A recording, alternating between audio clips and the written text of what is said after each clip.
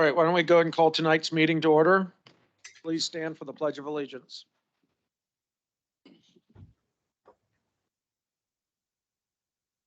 United States to the republic.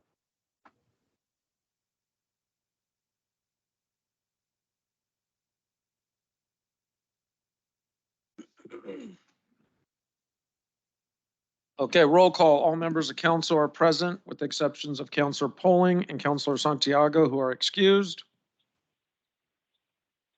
Do I have a motion to approve tonight's agenda? Moved. Hearing a motion from Councilor Lasowski. Do I have a second? Second. Second by Council President Greisen. Any discussion? Seeing none, all those in favor state by saying aye. Aye. Opposed? Motion carries. Public comments. Is there anyone here tonight that would like to comment on anything not on tonight's agenda?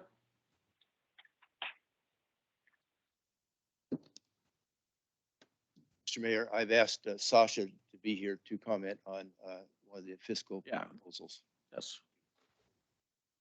All right, seeing none, I will go ahead and close public comments. Consent agenda, the June 20th, 2022 council meeting minutes, reappointment of Brian Rosenthal and Christine Turner to the Economic Development Committee, and reappointment of JJ Dern, Barry Hines, and Kim Holmes to the Parks and Rec Committee. Do I have a motion to approve the consent agenda?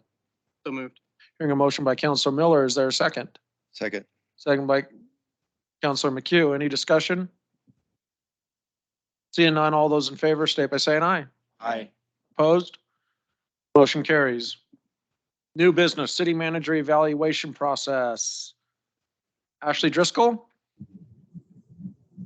Good evening, Council. Can you hear me okay? Yes. Yep. All right. So Ashley Driscoll, City Attorney's Office. I'm here tonight to initiate the process for the city manager evaluation. This will be the second city manager evaluation that we have conducted with Alex Rains. So if the council recalls, during the recruitment and selection process for Ms. Rains, we decided to initiate an initial evaluation that provided feedback and guidance on Alex's interim period as the city manager in order to set her up for success in her first year as city manager. So we conducted that process in February of this year. It completed it in February of this year. And at that time, we made the decision to push back her annual evaluation, which typically initiates in June, to July, just because the two evaluations were so close in time. So that's why I'm back here tonight to get started with that process. I'm going to go over very briefly how we conducted it last time, some of the tweaks that we made throughout the process, bring forward some suggested amendments that came up through the process last time, and then suggest a process for going forward. So last time, how we did this process is that we diverged a little bit from how the city had been doing city manager evaluations in the past to a little bit of a more robust process. We had an initial meeting like we're having tonight, where the council took a look at your historic criteria for city manager evaluations. You guys made, I think, some really good amendments to that criteria. And then you approved that criteria and you approved the criteria for the city manager self-evaluation. After that time, Alex filled out her self-evaluation and distributed it to council. Council had an opportunity to take a look at Alex's self-evaluation and then individually complete your evaluation using the criteria selected. You then provided those evaluations to me. I compiled them into one evaluation with everybody's input and comments on it. And then we had originally planned to do one very long meeting where the council and executive session discussed all of the feedback from all of the counselors and then finalize that evaluation. Not unpredictably, that meeting was a little bit longer than we had anticipated, and we decided to make some changes to the evaluation at that time. Because it took so long, we decided to divide that into two meetings. And I think that had the advantage of me being able to finalize the city council's evaluation, provide a copy to Alex. Alex had an opportunity to digest that and provide a written response as well as a in-person response in executive session. So going forward, cat out of the bag, I think that process worked well for the city last time around. And so I'm going to suggest that we stick with that process. It may feel like a lot, being that we just went through this process in February, but going forward, this will just be an annual review. The significant difference between this process and last process is that at the end of this process, the city council has an opportunity to evaluate whether they want to do a merit increase under the city manager contract with Alex at the June annual evaluations. That city council will also consider a merit increase.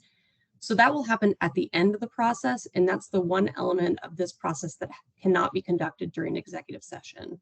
So my recommendation is when we finish this project, which will look like about September, that we start discussing in open session a potential merit increase at that time. So for tonight on my agenda is to get this process started, to have you guys look back at the criteria, both the criteria for the self-evaluation and the city manager evaluation that we used last time, make a decision if that criteria is the criteria we want to use going forward this time, to discuss any tweaks to the process that you would like to see, and then to vote to move forward on whatever process the council believes is best. I did put in my materials for you guys tonight some of the suggestions that through last time's process to the city manager evaluation, a couple other criteria to have Alex respond to. So I put that in front of you again to see if you wanted to add that to this year's process, and if you did, whether or not you want to add that in addition to all the other criteria you're asking Alex to respond to, or if you want to replace some of the existing criteria. So with that, if there's no other questions, I'll turn it over to the council for discussion. Mr. Mayor. Council President. Ashley, I'm in full favor of following the same timeline that we did before, amended and splitting that second meeting into two. So as you've presented it, I accept it as is. However, I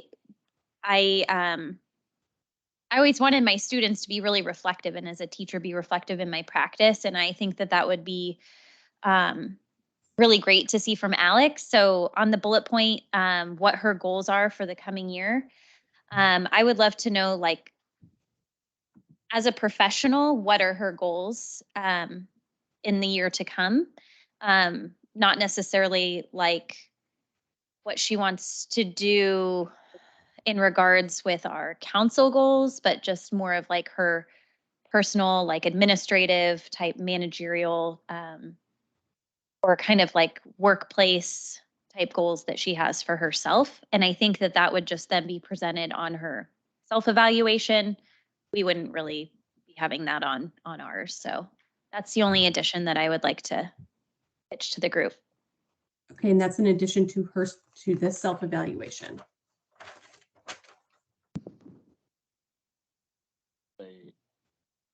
I believe it would be an addition. Okay. And just Yeah. so I'm clear, what would be the exact, amendment that we'd want to make?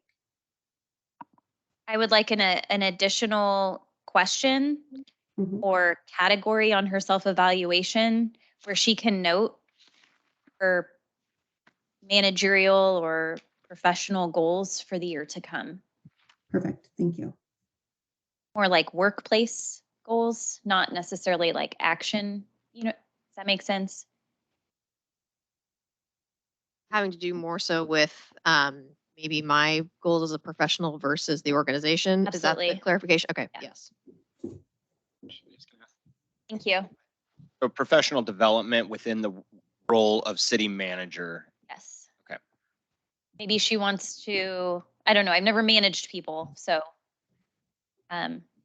I agree with that. I think it is presumptuous if we just set our goals for her, that she knows what she needs to work on. And it is included somewhat in this evaluation already, but not, same words. So I would like to just see something on there that would include the coming year. What are your goals for as the city manager of our city? It could include anything, you know, it doesn't have to be just personal goals, but just what it is that she thinks she needs to focus on to be a better city manager during the year of this evaluation. So there is one question. What do you see as your major goals for the next evaluation period? Do we want to amend that one or add an additional one? Because we can add something like a goal, like a citywide accomplishment goal and a professional development goal. We can amend that one. Mr. Mayor, The same thing. for me, I think that we should amend it and actually break it into two more specific topics. One about what Alex sees, like what she wants to see the city do personally or growth within the city. And then probably should have thought about this a little bit more before I grabbed the microphone, but I think that we need to dissect it into personal goals versus organizational goals, if that makes sense. Like personal, professional goals and organizational goals. Yeah. I don't feel like I'm describing what I'm looking for here very accurately. Let me think a little bit on this, Ashley, and I'll come back to you. Thank you. Like, like for me, I think about, we all have different careers, but I do think of the job, the career in two separate ways. One is how I conduct the actual job and what I'm supposed to do. So that would be like the knowledge base that I have and how I'm presenting curriculum and how I'm getting the content across and what's happening in my classroom. But yet then there's things that I myself that isn't controlled in that classroom environment, something else that I have to do outside of that. I don't know. I guess I want to know, like, does she, I don't know how she engages with her employees or what, is happening with the department heads, et cetera. So it's really hard for me to give examples just because it's not, I feel like, Mr. Mayor, I feel like for me, it's almost, what have you learned about the city? You've been with the city for, a while, but not in this position. So for me, it's almost like, okay, what have you learned in your new position? Has there been any, revelations that you didn't really think about before? And how are you addressing those? Or did it change your path for the city as far as, things that you want to do with the city professionally within the organization as well? Does that make sense? I'm curious about your observations, like what has happened, what you have learned, any realizations that you've had in the capacity officially as city manager, and then what are you doing to, correct is not the right word, but to kind of see what you think the city needs to do in regards to those things that were realized. I'm not using the best words here, but I hope that you get what I'm saying. So question number 2 says, what other job-related accomplishments have you had that were not part of the goal set at your last evaluation? I was hearing some of that in Counselor Miller's suggestion. What other job-related accomplishments, or he said revelations, but I guess, I think though, what I'm still kind of hearing and maybe what's not super clear to me is that I feel like the things you're bringing up, there's sort of two facets to it. There's this organizational piece. What do I think about the organization and the goals, and what do I think the organization needs to do? And then what have I personally experienced, or what have I felt like the role is like, and what do I want to accomplish professionally for myself? I feel like there's these kind of, it's almost like I'm the more same interested questions, in the but they're- latter. Okay. I don't really care. I mean, we're Well, part I think of you're the very- we make the goals. We're part of the organization. We are in I that. think you're very well versed and aware of what's happening Yeah. because we I don't want to say like I Right. don't care. I don't need you to write right. paragraphs about the goals that department. Well, I heads think and what I stuff would want work clarity on is towards. whether or not the question's directed more at, me personally That's or the where I'm going. organization. And I think the thing is that these questions can be, I think, applied to both depending how they're, unless they're specifically worded in a way to indicate which one it is. Because because my students don't pass a test or do well at meeting their goals doesn't mean I failed as a teacher. So I'm not so concerned about all the checkpoints and the goals that are being met by department heads and staff members. We see that in department reports. I'm interested in her growing as a manager, as a boss. And we have to make sure she's doing that. Mayor, Oh. I want to have a little open dialogue with you, President. Yeah, sure. President, just so I understand. So Yeah. as an employee, sometimes I want to protect my own personal growth because it may create conflicts with my current employer. So I understand that relationship building side for us to understand what we need to provide our city manager. The city manager needs to provide us with insight on where they want to go. So we're trying to strike a balance between personal growth and professional growth, right?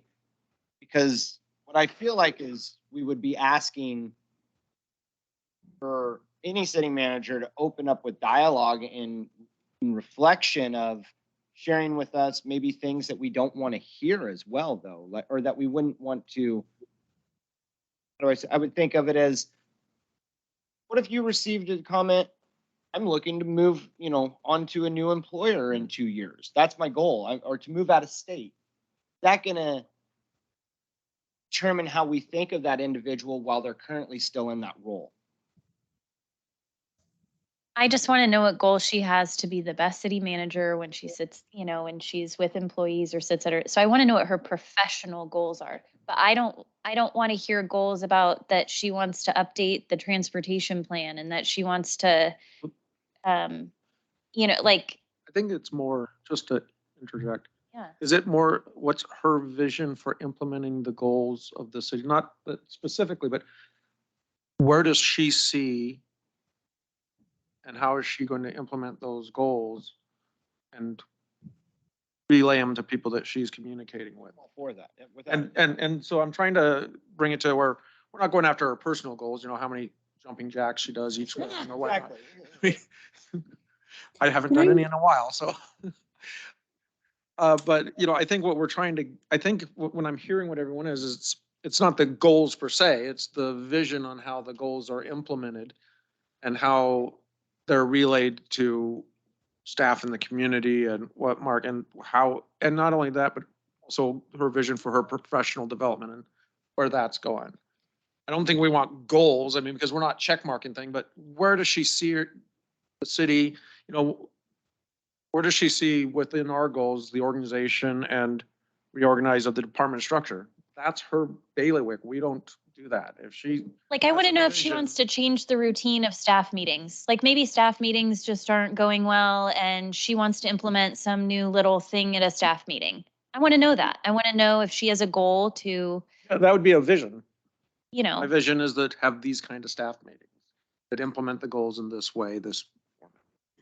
I really think Can I- we're talking vision and not specific check marked goals. no, I'm not going to check up on her about it. It's her goal. Yeah, no, it's just an overarching vision. Where does she see her role in implementing these and whatnot? Can I offer a suggestion? I think may. this hits more to Councillor Greison's and Councillor Miller's suggestion, but a question along the lines of what she's learned professionally from the last year, and if there are any adjustments that she feels that should be made in order to benefit the city. So that sort of gets Yeah. reflective on the year, not necessarily saying that there are things to change, but what have you learned? Would you do something differently or would you like to change something? I mean, shoot, maybe she wants to eat lunch at Public Works every Thursday and then in the police department every Wednesday. And then I don't know. Mr. Mayor? So Wednesdays are donuts, Thursdays are donuts. No, wait. Did we ask this of Mike or John when they were first in office? Who's speaking? Who? Teresa Keller. Oh, hi, Teresa. Hi, Scott. Was this ask of John, John Henkin or Mike when they came into office? I don't understand why this is a big issue, actually. I mean, I'll be super transparent. The city manager review process was not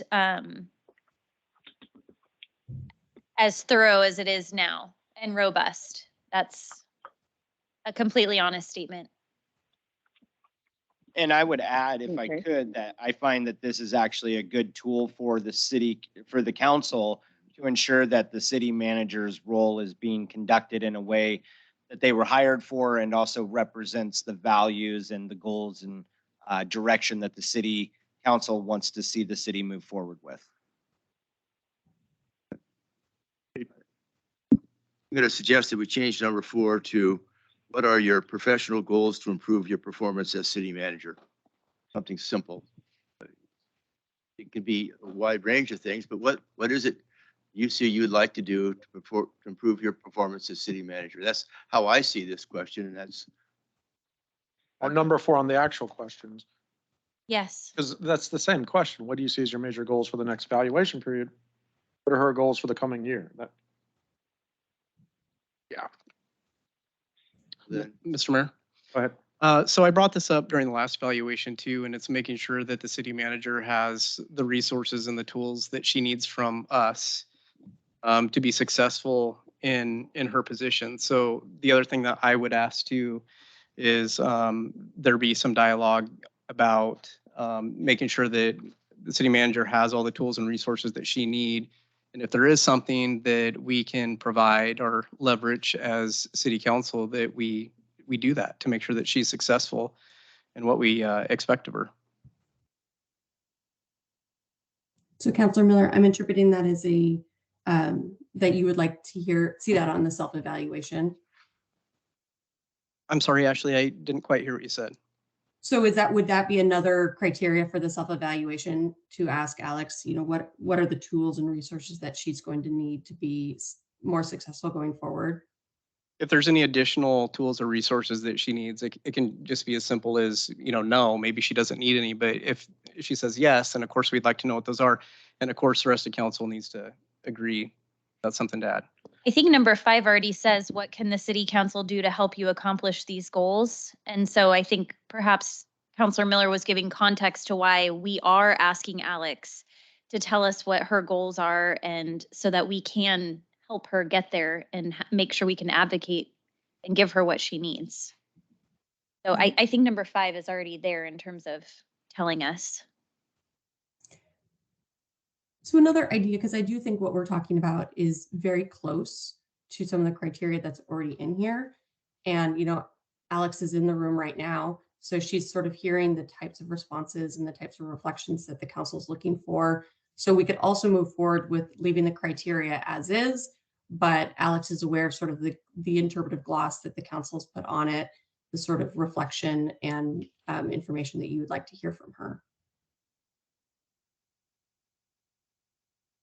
Yeah, I was going to ask, can we hear from Alex on, her input on this?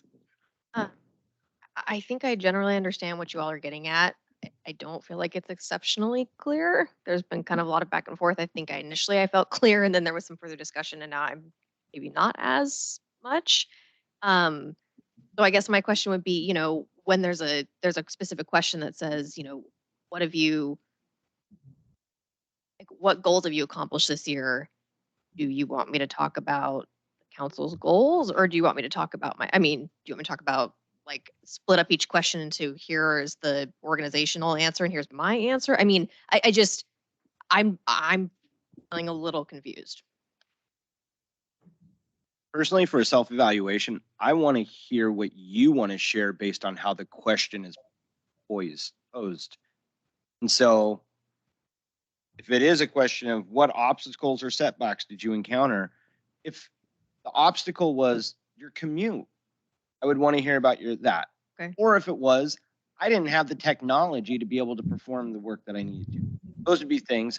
Or if there were relationship things. So I want to hear what your interpretation is. Well, I don't want to answer Close it on. question without giving you an opportunity to provide feedback openly.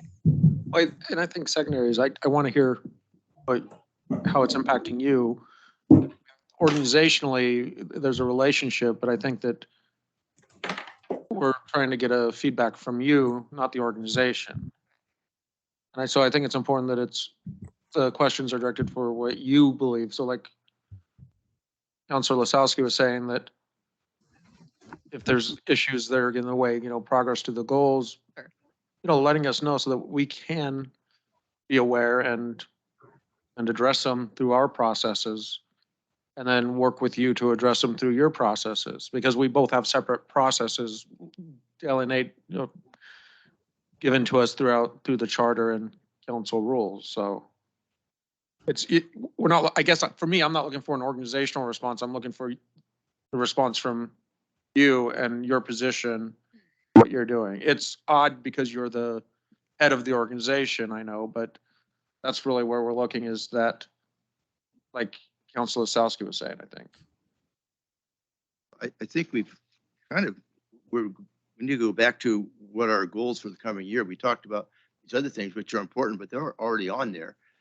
To me, it should be kind of open-minded. We're not going to cover every area of possible goal.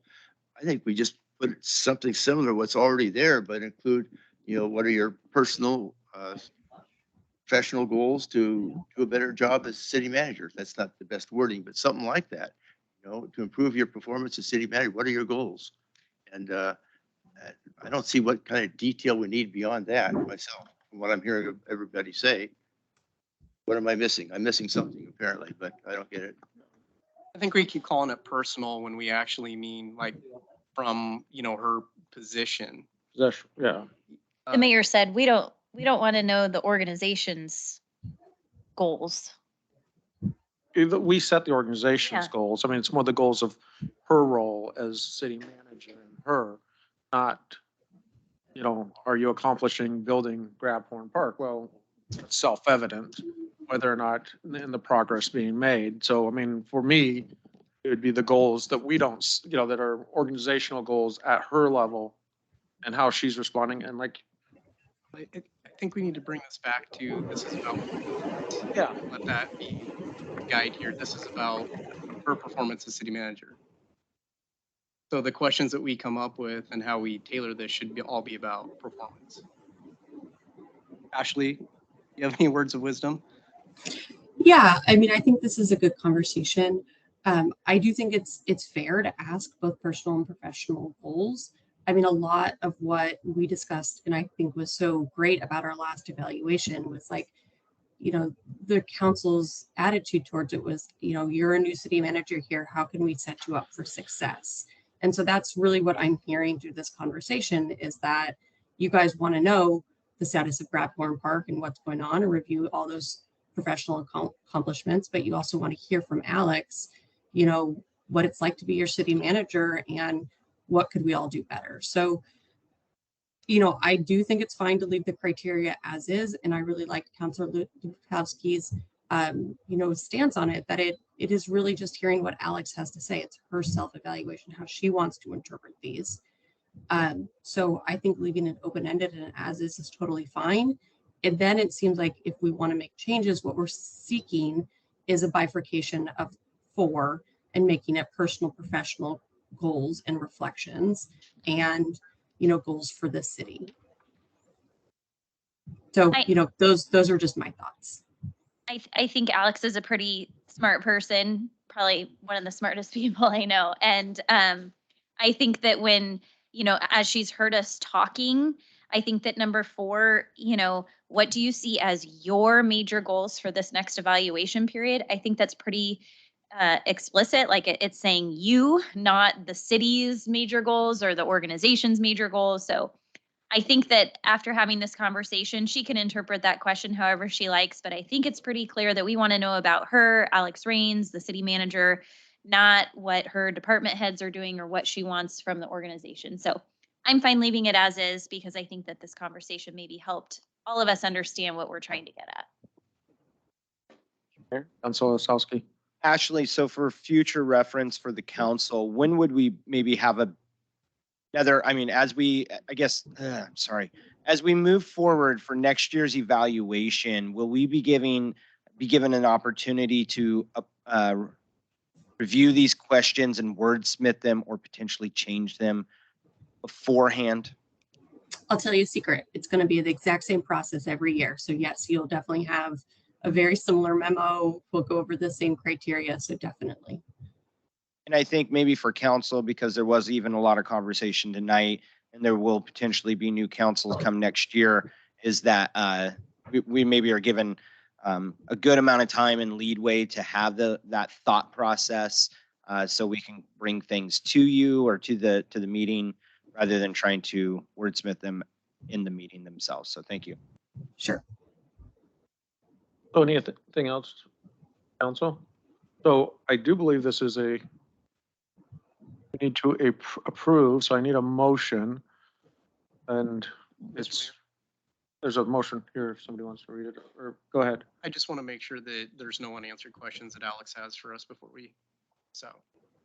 No, I think I got it. I will focus on question number 4 is more of a question on professional goals, and I'll just, as I go through, I'll just use my best judgment to try to, take each question as is, and if I feel like there's a component that is reflective of, my professional work versus the organization, I'll try to make a note of that, and just kind of do a more general, I feel like it makes sense to say something about the organization, I'll just do something more general and keep it brief. Yeah, Ashley, if she has questions in the process, she's supposed to reach out to you, or? She can reach out to me. I mean, also the end of the process is a meeting between council and Alex. So, that would also be a good time if anything's not addressed through kind of the exchange of paper, the exchange of the evaluations and the self-evaluations. That is designed as a time for just open dialogue between the council and the city manager. So anything not addressed through the process can be addressed then. All right.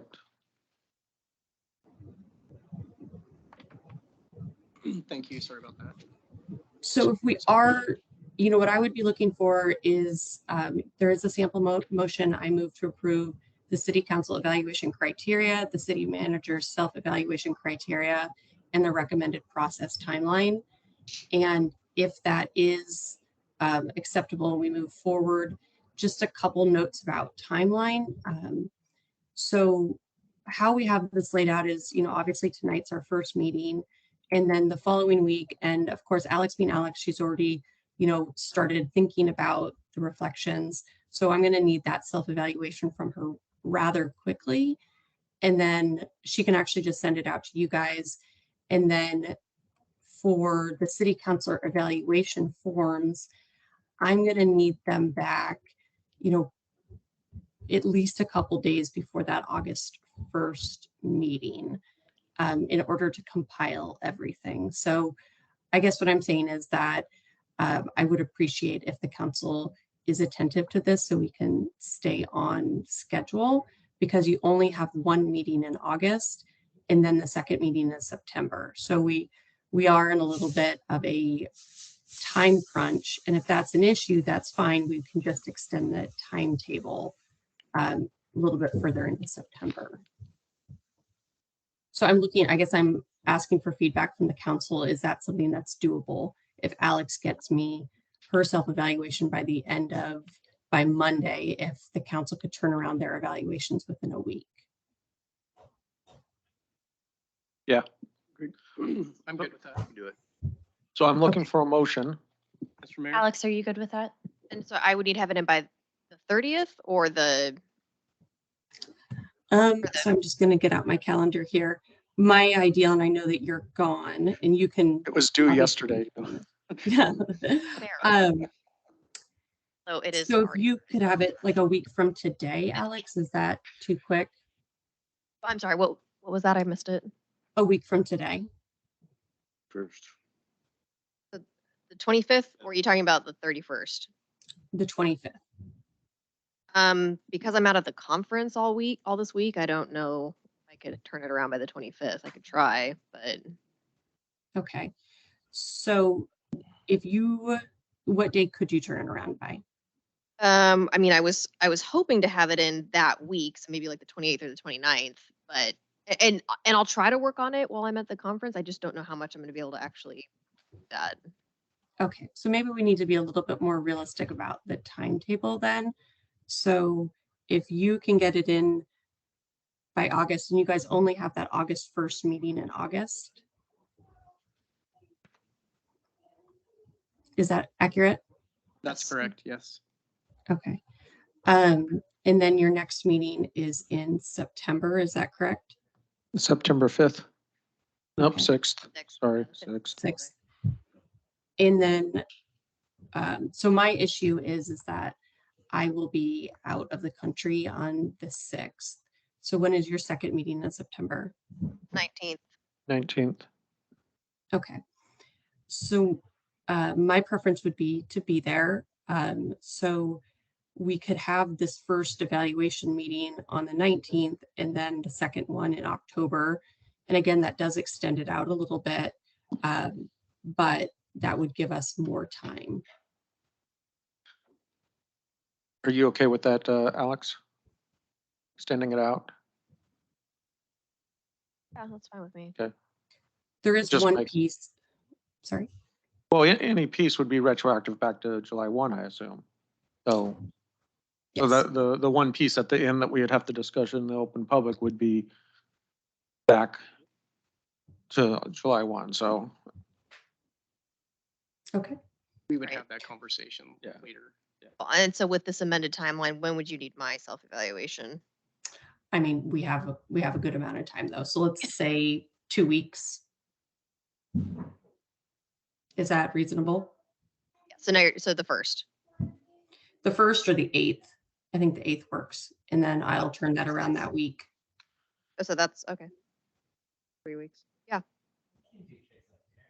Okay. all So right, that is an amended timeline.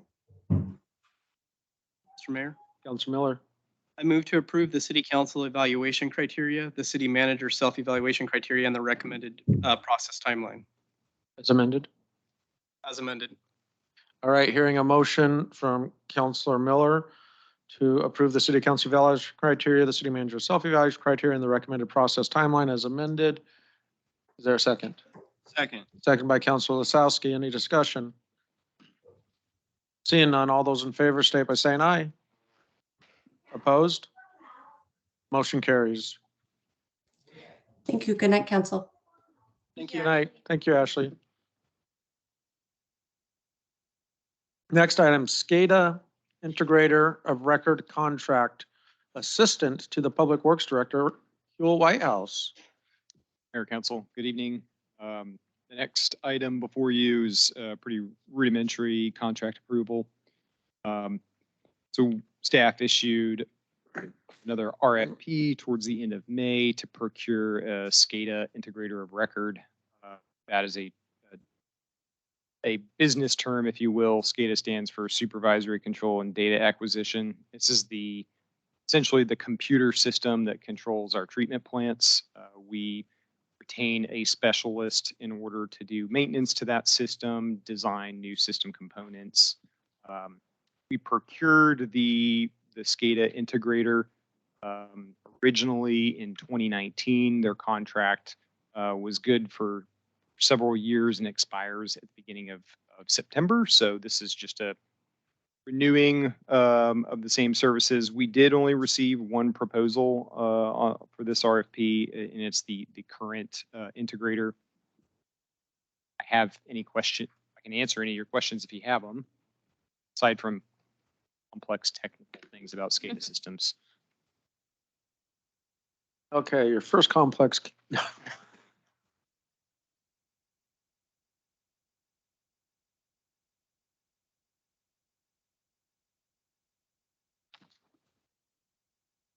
Mr. Mayor, Councilor Lasowski. I move the council authorize goodness, my tongue tonight. City manager Raines to enter in a contract with Industrial Systems Incorporated, be the city's SCADA segregator of record. Hearing a motion by Councilor Lasowski. Do I hear a second? Second. Second by Councilor McHugh. Is there any discussion? Seeing none, all those in favor state by saying aye. Opposed? Motion carries. Next item, ordinance number 903, an ordinance amending Scappoose Municipal Code Title 8, adding section 8.20.150 noise variance permit and application. So this will be the first public hearing on this and first reading. Mr. Isaac Buttman. Mayor and council. at last year's 100-year celebration, a issue came up relating to our noise ordinances. In our code, we do have a very strict noise ordinance. That's obvious reasons to preserve the silence and serenity of the town at night, sleep, town quiet. But at times there are good public purpose and good interests to having a variance to that. When we looked at the code, currently the maximum amount of noise that can be made on a property at night is 55 decibels. That's about your electric toothbrush on the edge of the property. Clearly a music concert at Veterans Park violates that. So what our intention is tonight to do is to make clear a way to obtain a variance from the noise ordinance for happenings of great public interest or purposes, and clearly outline what the standards are to approve. So on page 104, you'll see the actual text of 820.150. Essentially, it's just outlining that there is a permit. It's stating what the conditions are for approval, process for approving that permit. Just so everybody's clear about if they want to have a concert, yes, they can apply for a noise variance so that they can or. Does anybody have any questions? Mr. Mayor? Hold on for questions real quick. I just wanted to do this update and open up the public hearing for. So why don't we go ahead and open up the public hearing? Is there anyone that would like to comment on adding section 8.20.150 to the municipal code?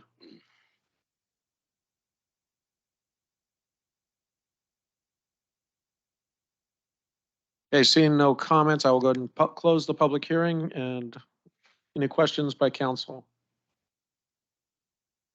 Okay, Council Okay. President. Okay. So Isaac, I just had a couple questions here. I didn't notice that there's a time frame for when the applicant needs to apply by. Is that going to be in the final? Will that be in there? How many days in So- advance of the event? So it's before the event and it gives the city manager 10 days to approve it. So that would allow, sometimes there's things that happen that you need a permit. You can't go far enough advance, you need something. So maybe there's emergency construction or something of that nature. So basically what this does is it doesn't set a time limit, but it would go concurrent with a special event application, or it would give the city manager 10 days to approve it or recommend it to council if there were questions that they don't feel. I want to make sure I'm understanding correctly. So there's intentionally not a deadline for when they need to apply by. Okay. Is there going to be any notification? So the way that I read it was that the city manager is the authority on the decision based on the criteria that city council establishes. I would prefer that there be written into it that there will be a notification to council if there's enough time. And then also a notice to the community in advance too. So I understand that with the 10-day timeline, you know, there's some considerations there, but just being thoughtful to the community, for example, Veterans Park residents or the residents around Veterans Park, I could see us getting a complaint that we didn't give them notice. Maybe they have a sensitivity to something and they want to leave the area during the time.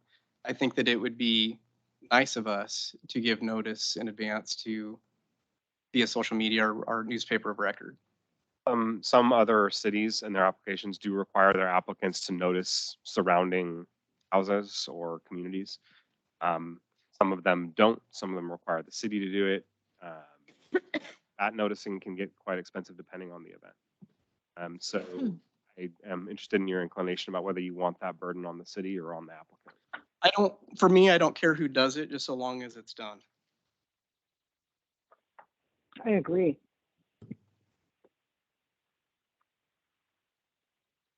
I have a question. I know this Go came up from the 100-year last year. You know, you're just saying how many decibels, you know, a toothbrush makes. Would this require the movies in the park then to be getting a noise permit on the would. Fridays? Yeah, because they, again, like the 100-year event, you know, Mhm. kind of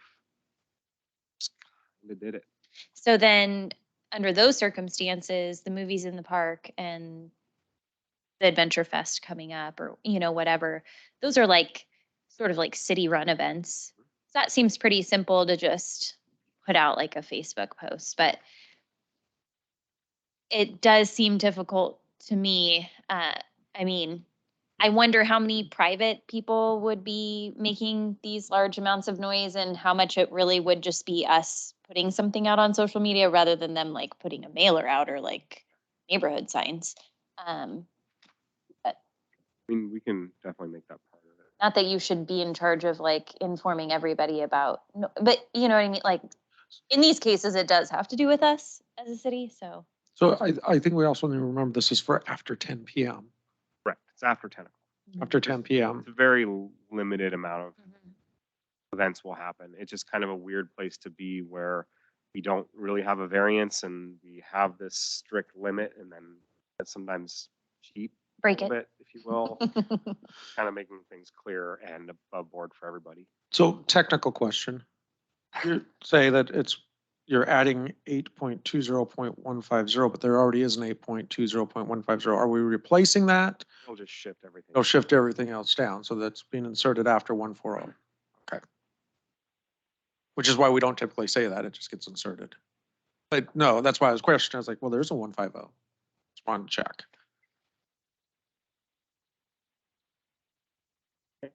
Councilor Salsky? Isaac, if I'm going to plan a big celebration on my property and I want to have live music on my personal property, I would go through this permitting process. Vast majority of large events that I'm thinking of when I thought about this permitting would most likely take place on city-owned property. Is there a reason that we were not narrowing the permit for the city-owned property event spaces and not bringing this into the personal property public realm of the permit access? You mean narrowing the permit to be basically city properties? Narrowing the amendment to the noise to be only on city property. You could certainly do that. I would like to see what that would look like. So then it becomes a noise complaint and they're written up if it's after 10 and it's over and there just wasn't an opportunity for them to get the permit, right? Yeah, Yeah. the residents would keep the 10 PM Yeah. curfew. Mhm. And if we were to have large events like Adventure Fest or the 100-year celebration that needed additional time for their noise, they would work with the city staff.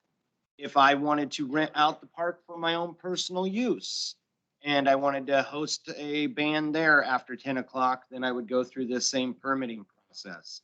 If I'm the library and it's past 10 o'clock, the movie's playing and the decibel's too loud, go through this permitting.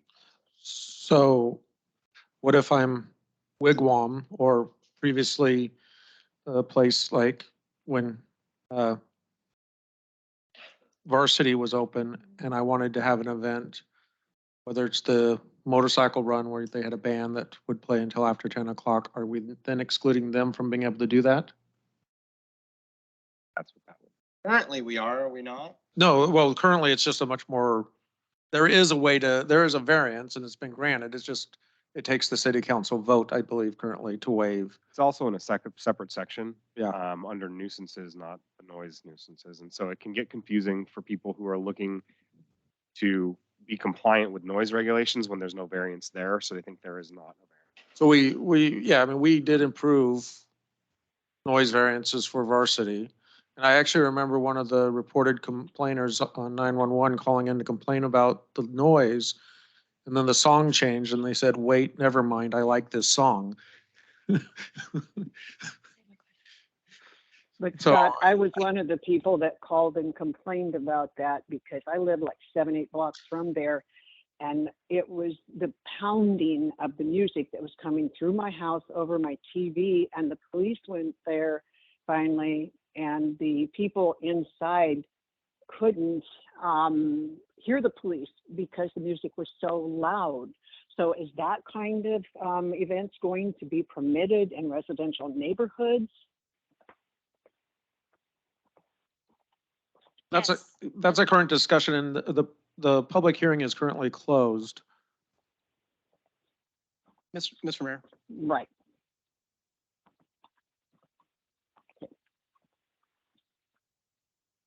Mr. Mayor. Go ahead. Isaac, on Appendix D, you have a list of various cities' ordinances on this topic. In relation to Counselor Lukowski's question, do these different cities make it possible for private residents and private businesses to apply for a variance? They do, yeah. I think it's a matter of administrative convenience and able to do that. Part of it is that sometimes public spaces are limited. There's a much higher barrier to having an event if you have limited spaces or whatnot. Sometimes you just want to have a party at your backyard and not have to stop at 10. Well, But most of them don't limit it. so for me, as it currently stands, and the past practice has been for council to approve variances in those situations, I would rather it be all defined and controlled under one ordinance and not have variations of how we go about doing business related to noise variances. So that'd be my only concern there. That it's all administrative. Yeah, I mean, it already says that council is going to adopt the rules, the authorities that the city manager uses to approve or deny the request. Like I said earlier, my only request is that council gets notification of it because it's us who faces the public input on the street. So I would want to know in advance that has been approved so that we know how to respond to that, that it's been approved through a city ordinance. And then just real quick, I'm completely fine with a public notice via social media because quite frankly, I think our social media platform reaches more people than what our newspaper of record does. So, if it's a consideration of cost for the city and just, looking at it holistically, I think that our social media platform is adequate to do public notices. So I'd be fine just with that. On the note for the private property thing too, the conditions of approval do limit that to public purposes and happenings of great public import. So probably not my beer pong at 11. It's not going to fly. You know, You got to plan ahead. Hang out more.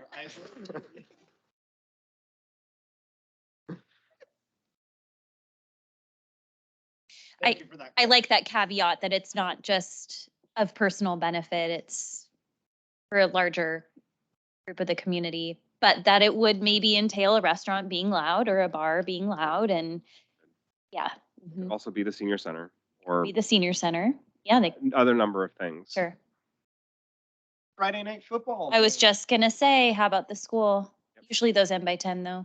So there's a carve out for school games, but not for school events. So if they Okay. wanted to have like a social in the parking lot or drive-in or something like that, they can't right now. A little bit more difficult.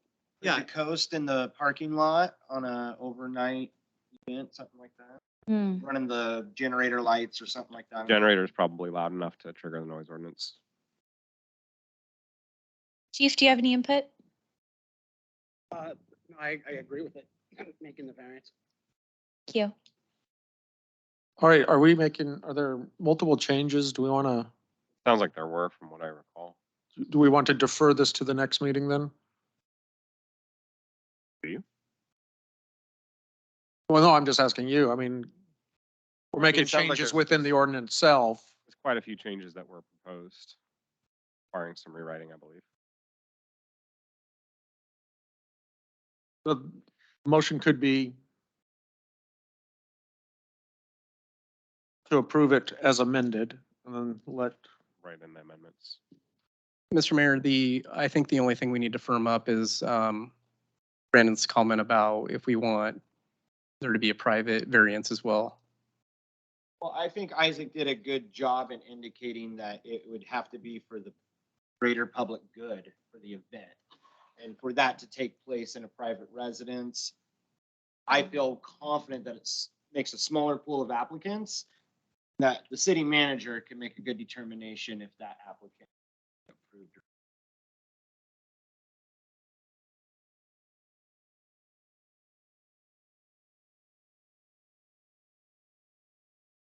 So is the motion of approving it without seeing the edits? Is that what we would be Not until the second reading is when we'd see the edits. I'm fine seeing the edits at the second reading. Okay.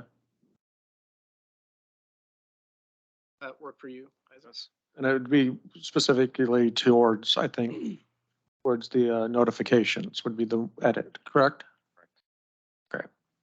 So what I'd be looking for is a motion to approve ordinance number 903 with the amendment.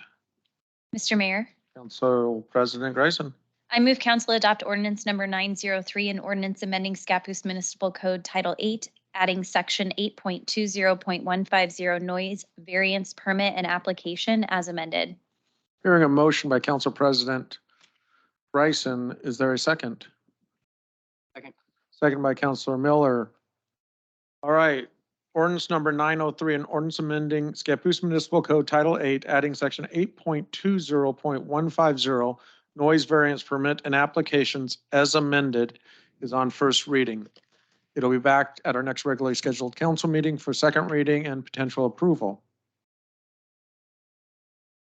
Next item, coronavirus state and local recovery funds.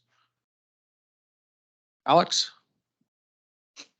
Yes, Mayor and Council. So this evening, we have brought back before you all of the remaining items that have been brought up for potential use of ARPA dollars. And I know that recently, the last time we had talked about this subject, it had been requested that we bring back this larger list. So we've done that.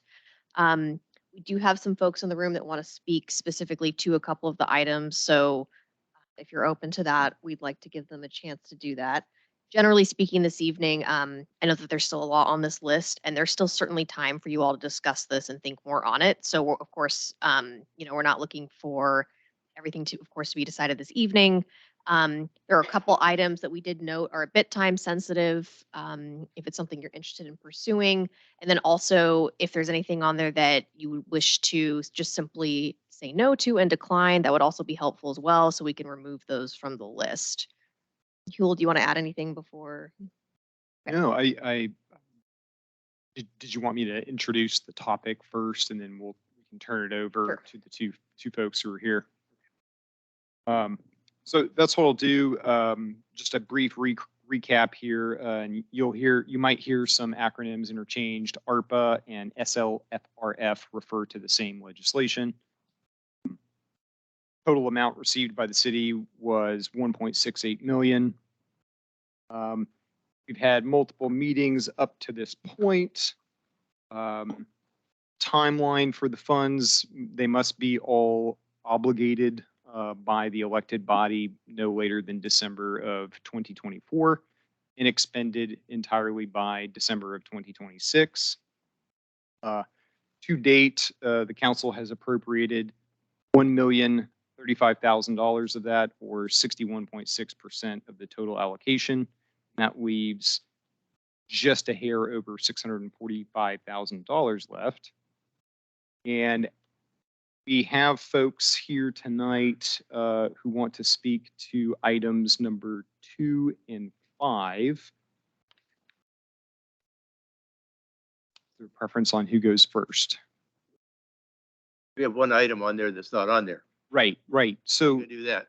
we can do that one first. And Sasha, if you would like to come up and speak to item number 5, and there's a component of that I forgot to include. Any microphone? Well, no, it's kind of, it's in the same area. It's just, this is 30 to staff versus to Oh, got it. healthcare workers. Councilor McHugh, did you want to introduce what that topic I is? think so, since they don't have any information on it, it was an oversight that wasn't included. It is premium pay, but it's a separate issue than the premium pay that's already under number 5.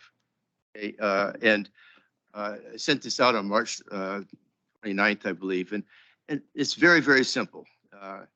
Premium pay. The proposal is to provide $100 or more to each of the nursing home and adult foster care employees in the Scappoose area. These are marginalized frontline workers who are underpaid and often received no benefits such as medical insurance, sick leave, and retirement. They stayed the course in the most difficult of circumstances while receiving little or no public encouragement or recognition. 150 is the estimated, actually it's 160 now. That's changed since I wrote this, but 160 is the estimated number of employees eligible for this premium pay. At $100 per employee, the cost is $16,000. And I did talk. This is Sasha Tinning. She's a spokesperson for the Brookdale Assisted Living, and I also did speak with Erica Kepper with the Columbia Care Center, and I just like. I mean, it's kind of obvious that these are the frontline workers and maybe the most deserving of any kind of funds that we can send their way.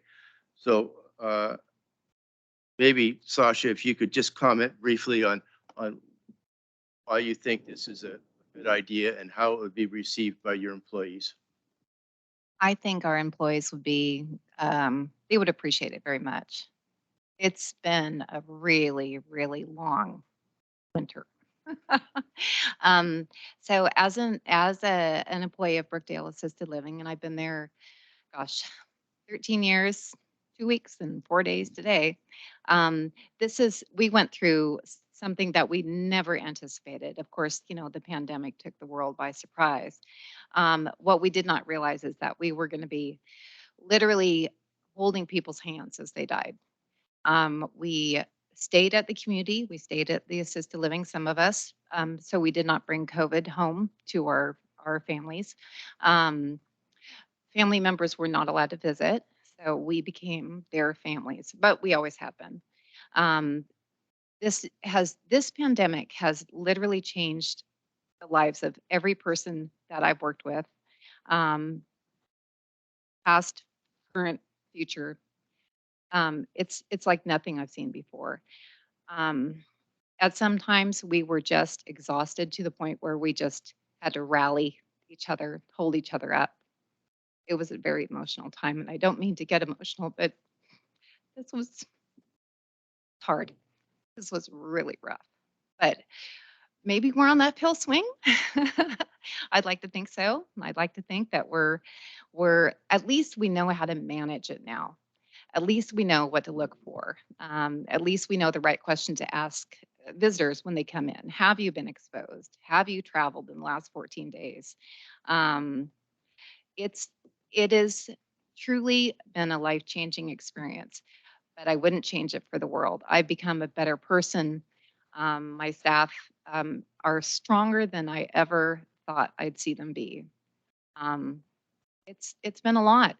We did sacrifice quite a bit.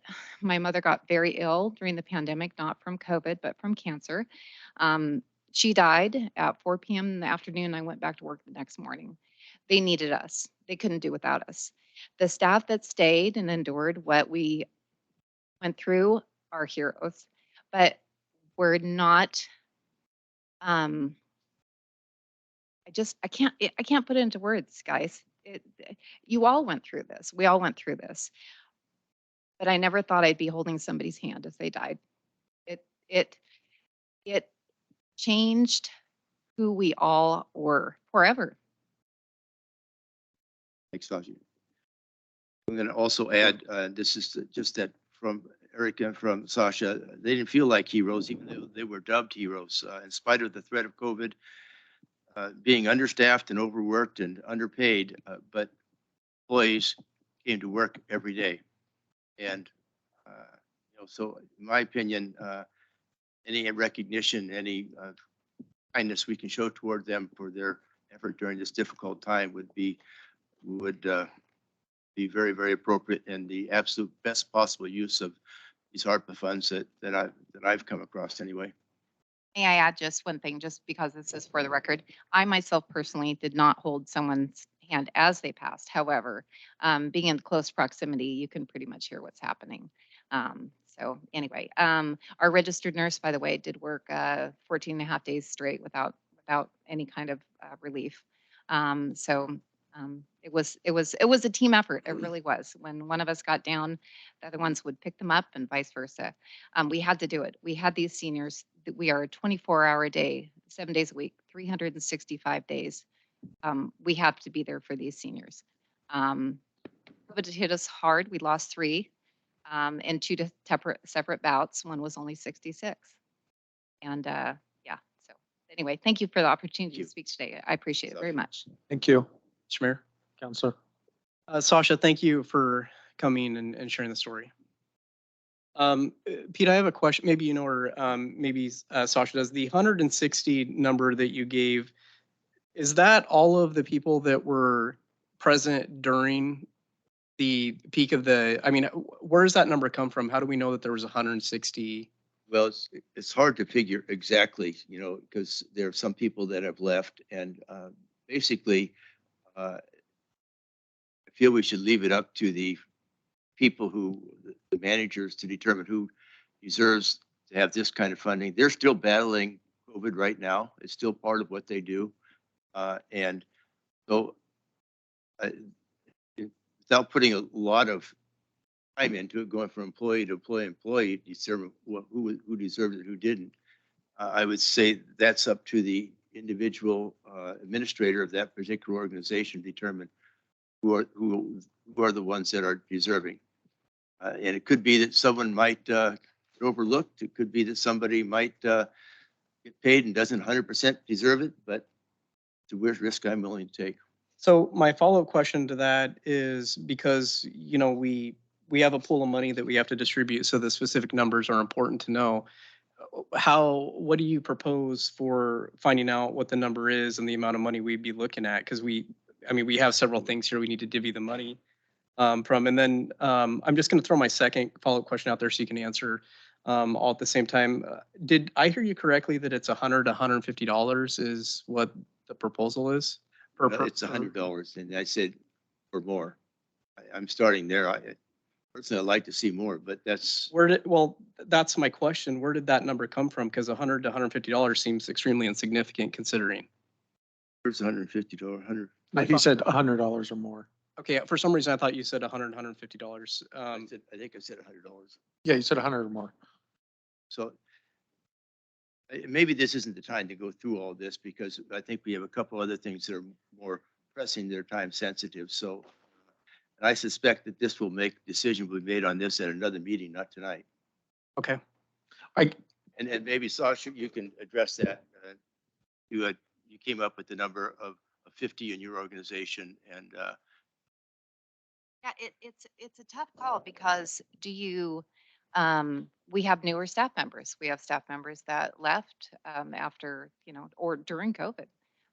So how do you determine who gets what and how much? That was, it's kind of an unknown at this point. So this is just like a preliminary type. Will you consider this? And then... just throwing it out there. Everybody could use a little gas money, and they'd appreciate it. They'd appreciate it very much. Go ahead. Out of curiosity, is Brookdale a for-profit business? Shareholder, yes, sir. Yeah. All right, thank you. Yes. I think they all are. So, yeah, I guess the question would be, what's the total number of employees, not just Brookdale, because I don't think we just say Brookdale. You got Rose Valley and others Well, there's provide those services. So there's, and if I may speak, the assisted livings within Columbia County are as follows. Brookdale, which is also known as Rose Valley. Brookdale Rose Valley is in Scappoose. In St. Helens, you'll have Avamere, and that is on Gable Road. Just off of Pittsburgh Road, there's a 35 room assisted living called Spring Meadows. Columbia Care is in Scappoose. There's also the Amber in Clatskanie.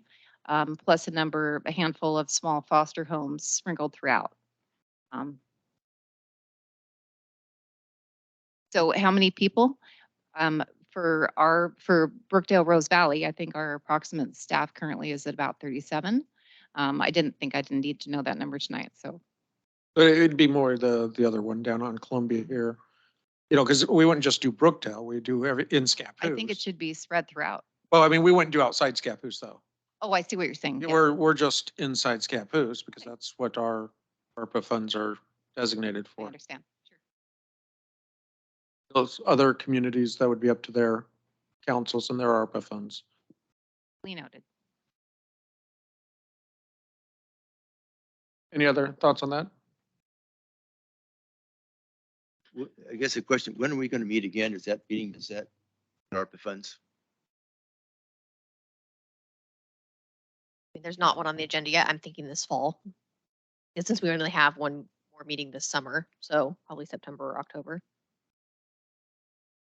Give time to get together criteria and proposed criteria and,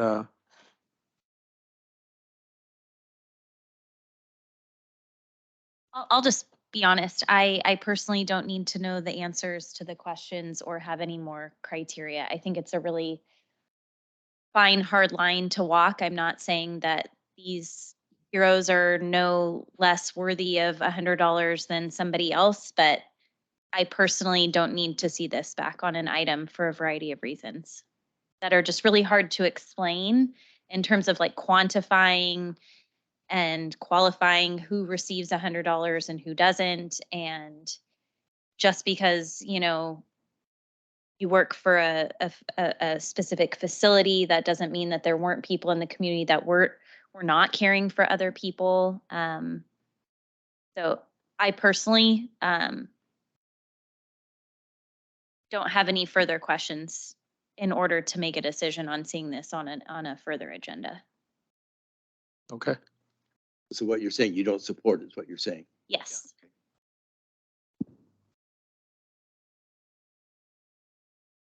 No. I just didn't want the conversation to continue and have it seem like I was gonna just nod my, you know what I mean? Like Counselor McHugh was wondering when it was gonna be on an agenda and what questions, you know, I personally didn't need anybody to do any more legwork in finding out answers. That's just me personally.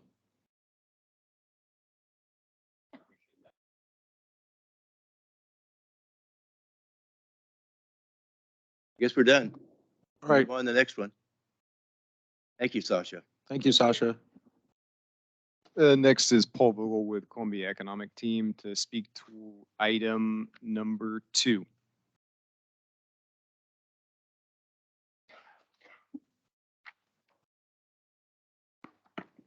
Mayor, Madam President, councilors, Paul Vogel, Executive Director of Columbia Economic Team. There's a memo that's been included in the packet, and I don't want to sound too much like I'm de-selling, but I know that the council has a lot of requests, a lot of priorities, and this proposal, this concept came out of conversations, and we have a lot of them with city staff about the council's goals in terms of economic development and small business incubator, and how might the city actively participate in getting a small business incubator going and all of that.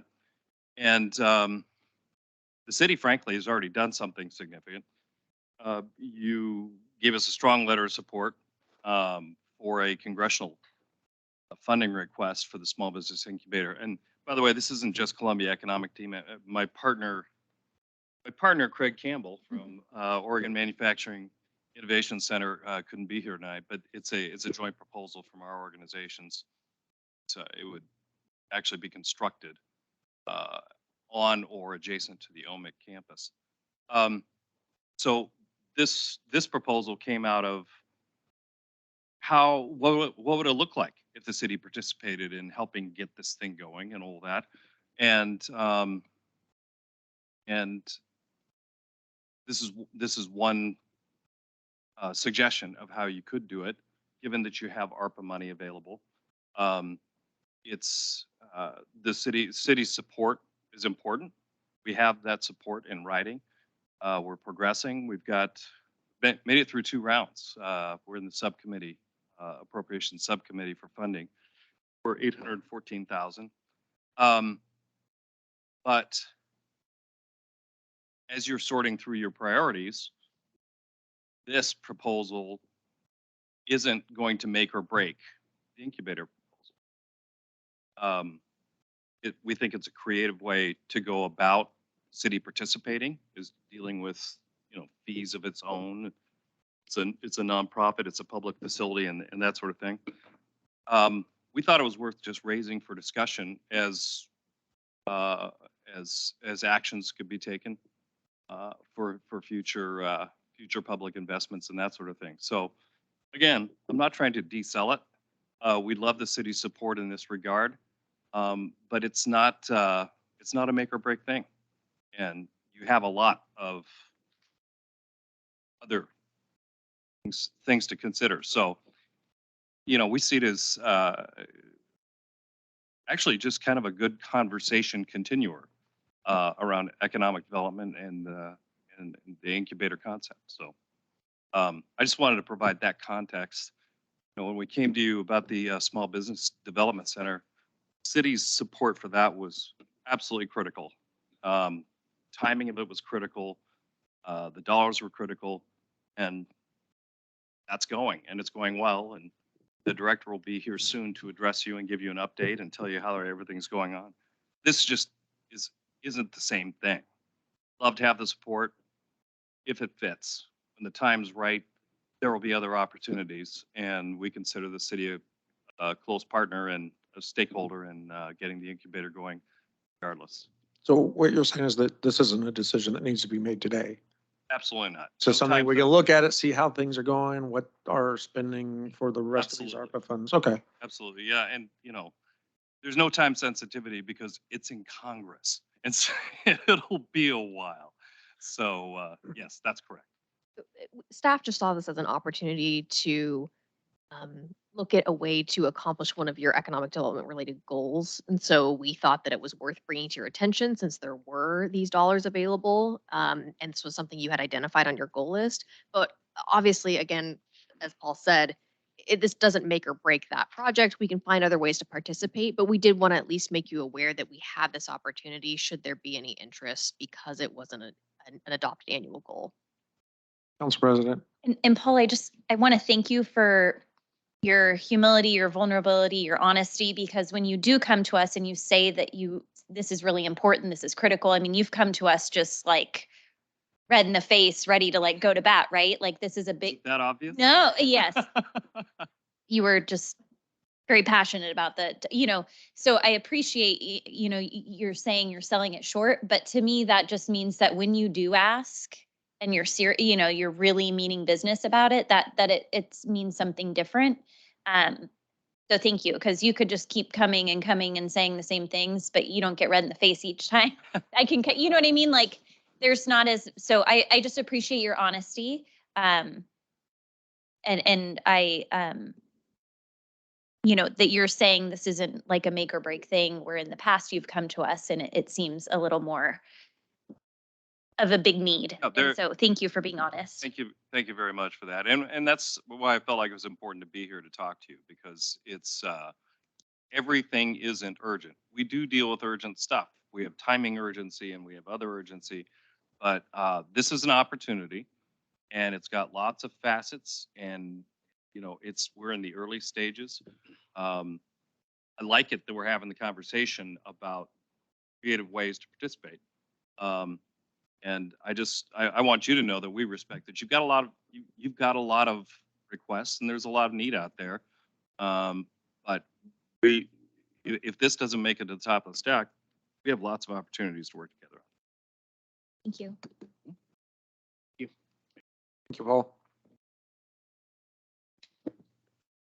Okay, we'll jump back to the first one on that list, which is aftercare. So recently, within the last couple of months, city staff, Council President Greisen, as well as Superintendent Porter, met with the executive director of the YMCA of Columbia-Willamette.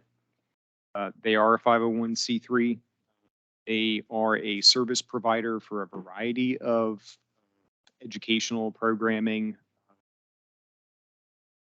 And we approached YMCA to see if they might be interested in some sort of startup after school program that would provide some of that gap between when school is let out and when parents are able to pick up their kids before heading home. So just some of the highlights of the proposal that YMCA came up with. 30 students would be ideal for them to have. This would be during the regular school year, and it would be Monday through Friday for about 3 hours after school.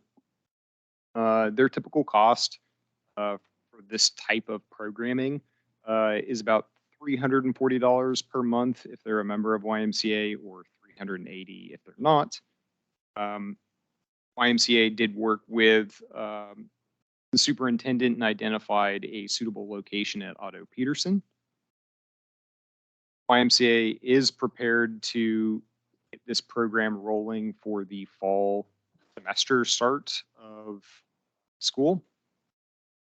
They estimated about $9,000 in startup costs, and that's to provide supplies, snacks, everything that would be needed for the essentially the program coordinator or the teacher, if you will, that would be working with these kids for these 3 hours each day after school. One other note here is that there is a kind of drop in, drop out based on a weekly arrangement. So if a family only needed coverage for a couple of weeks out of the month, that is an option for them. In Exhibit A, which was the email from their executive director, you'll also notice that YMCA does offer some funding assistance to families that may not be able to afford that amount. And this is the most pressing item on this list. If council are interested in moving forward with this, decision would need to be made really quickly. Mr. Mayor. So am I understanding this correctly that the $9,000 that this calls for from ARPA funds is basically just to get the program started, and then the family is responsible for $340 to $380 per month? That is correct. Okay. And then this 30 student capacity number, I mean, I don't know what the need is. Is that a realistic note? Is that going to help us out? All will help out, right? I think there's probably a bigger need than just 30 children. I think it's a good starting point for you and evaluate. Okay, yeah. So what is the context of the 30 kids? Where did that come from? How did they get to that number? Not sure how they arrived at it, but I'm assuming it's some sort of financial calculation of what their costs are in order to cover the program, as well as a capacity of having that many children in one group together. The reason I'm asking is because I'm just trying to quantify the $9,000 startup with the 30 student. I mean, I understand that it's a capacity, so the number of families served could change beyond 30. Perhaps capacity is the wrong term that I've used here. Their target is about 30 students. That's what they look for. That's if they have too little interest, it doesn't make sense for the organization to undertake that service. 30 is their sweet spot, if you will. To make it worth, sorry. Go ahead. Worth their while. To make it worth their while, they need at least 30 kids. Okay. There is a director on site at Peterson, but then they would hire, and we talked about them reaching out to the school district in terms of hiring classified staff that only work part-time, et cetera. If they would want to, get on payroll with YMCA for, supplementing their income, they would just hire more like assistant type level employees, depending on how many students. So at this point, they don't know how many. There might be 70 kids, there might be only 16, and then the thing's a wash. I really don't think there's only 16 kids. But what they're going to do now is work with the school district to put something out, if this went through, to put something out on the school district platform that would then survey all of the school district families, would you be interested in using this, on a weekly basis and every now and again basis, a very consistent monthly basis? And you only, the cost would change depending on how often your kid is going there. Okay. I sent my kid there 5 days in the month. I don't have to pay the 300 and whatever. And I'll be completely honest. That is a huge amount of money for a family to set aside for childcare, Yes. after school care, sorry. But at this point, there is no other option. So I am a little, I wonder how many will jump on this based upon that. I don't know, from parent to parent, like The cost. the cost and So I just want to clarify then, so capacity, it's not a capacity, it's basically the minimum that they need to have to make this worth their time in doing. I'm going to refer to Exhibit A just so I don't take their executive director's words out of context. He said 30 kids would be the number we'd want to hit to really sustain the program for the long term. So this is 3 hours a day, Monday through Friday, and they want 340 to 380 per month. Yes. Mr. Mayor, Yes. they had talked about having what they provide, and this is the thing, there's just been nobody else. I mean, he's interested in people working and living in Columbia County and having their kids watched here in Columbia County. He did a lot of legwork to help us get this connection with YMCA. There's really not a lot of other providers or independent people that are willing to say, oh, I'll start an after school program at Peterson. And unfortunately, this is just what we're left with. But they do more than just like, hey, your kid just comes here and plays basketball for 3 hours. They have actually like structured programs and activities. They had this whole like, I don't want to say syllabus, but this bullet point outlines of all these sort of themed things they do and all this. That's just what YMCA does. And so that's the price point for what they provide. It's not. It's a name that people trust too. Exactly. I mean, there's value in it. So, but the other thing I want to clarify that I feel like right now there's a little bit of a disconnect, and it's probably just I need more information, is we're saying that this is a time sensitive issue, but yet it sounds like they need to do surveys to see if it's even worth their time in doing. So how does that correlate on when they're going to want the money versus when we find out if they even want to do it? I think we would need to clarify a bit more with YMCA whether or not they could actually turn around and do all of the surveying and start the program, or if we're just talking about a starting mid-year through the school year or next year. It also depends in part on the council's sense of urgency around the aftercare and childcare gaps that we have here. Yeah, I mean, there's no doubt there's an urgency. I think it's great. I just, there's some holes here that I would just like to know about before I would vote for it. Mayor, Counselor. it seems to me that they won't need the money until they know how many children are going to, the program's going to fly or not. So if the program's going to fly and they have enough people signing up for it, I'd like to support it. And so I think that's a determination we can make at a different time. But at least from my vantage point, I think it's an important thing to offer if there's enough interest in it. And it's kind of a Cadillac program, really. And realistically, there are probably very few people who belong to the YMCA in our area, so it's going to be 380. And that's my take on it. I think we just table it to another meeting and find out what it looks like after the school district has done their survey. So, yeah, I was going to say that when I'm reading this email, I mean, the 30 kids is how they, long-term viability of the program, not minimum, long-term viability of the program. What they want to know is whether or not people would join up and do it for the price. I mean, I don't know. I mean, we could authorize the money contingent on the Y wanting to move forward. That way, again, we're talking about not coming back until September, October on this issue. That way, if it's viable, we're there, then yes. Good idea. If it's not, if the Y says, no, we can't do it, or they look at it and the surveys come back, then no harm, no foul.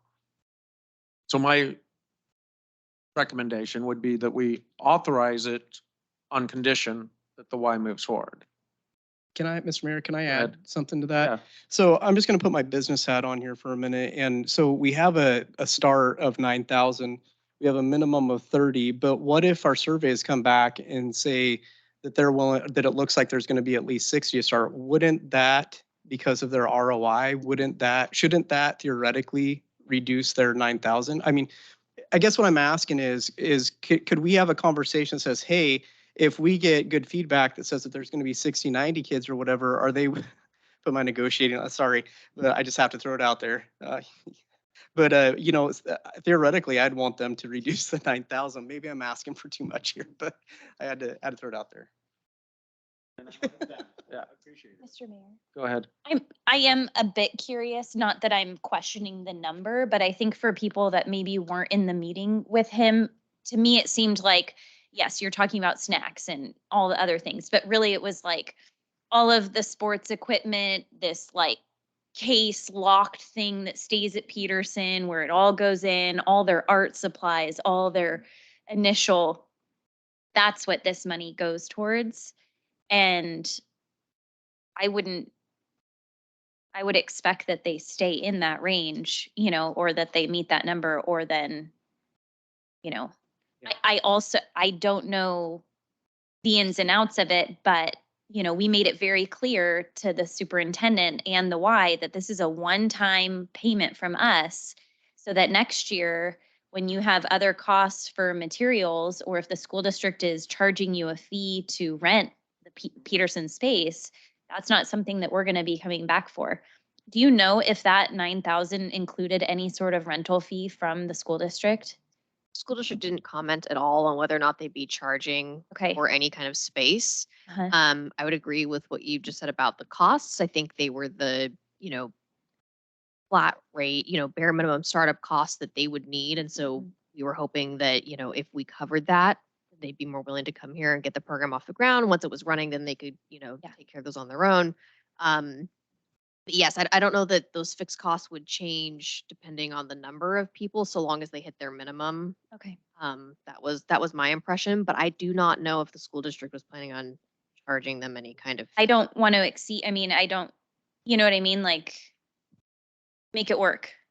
Yeah, one time. Make it work with that. Well, yeah, I mean, if they just at 30 students and assuming that every one of the parents happen to be members of the Y, it's $10,200 a month they would be generating in revenue. For the business minded over there. That's the lower number, assuming, and we're going to assume because we don't have a Y here, that's not going to be the case. So it's going to be the higher number, Right. which is, but not a lot more. So about $120 more, maybe $1,200 more, if my math is correct. But so, yeah, I think it's a one-time allocation. From there on, we're helping them get it started. From then on, I mean, the school district and the Y, it's come together and we're willing to do this with the ARPA funds. And sorry, Mr. Mayor. Go ahead. In that meeting, I said, it's my hope that after we give you this, if we did write this one-time check for you to get started, that then would not look like an increase of cost to the families in the year following. And they made it very clear that that was not the case, that once they had what they needed and this was enough to whatever, that it was still going to be the same rate, but, you know. No, so I'm willing to do the 9 on condition that they move forward. I agree. There's going to be other things that are flushed out. So. Yeah.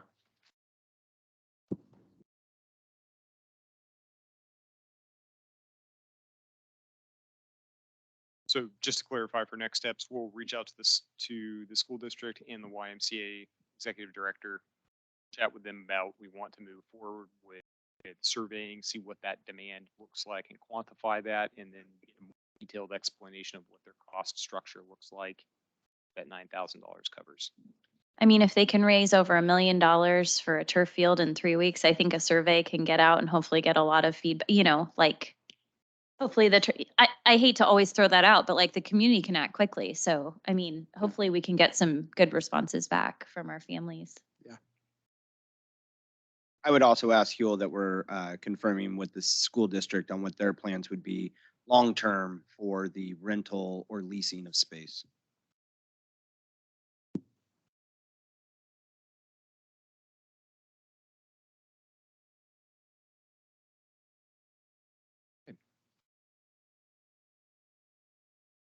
Or do we need a motion? Does anyone have comments? Sandy or Teresa?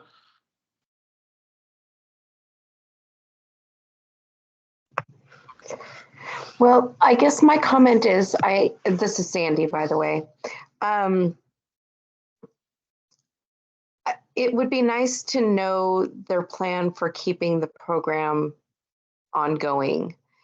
I understand making a one-time check and hoping for the best that they can continue on and make this program work. I would be more comfortable if they had a plan to keep it working prior to agreeing to fund the program and having that as an unknown. I have a Go ahead. Sandy, I have a comment to that. We had looked up the YMCA and they are technically a global like nonprofit. And so they would be eligible to come apply next spring or every spring for our city grants that we offer to nonprofits. And they're able to ask for up to $5,000. So that is something that this organization or this initiative could come back in the spring if they were feeling like they couldn't continue on with whatever had been provided or without our assistance, they could come and submit an application for our community enhancement program grant. Of $5,000. Yes. Okay, and that's wonderful. But again, I'm very familiar with the organization. But I'm wondering why we wouldn't want their long-term, not assurance, but their long-term plan for ongoing community involvement. Why would we not want to know that prior to giving them the ARPA funds?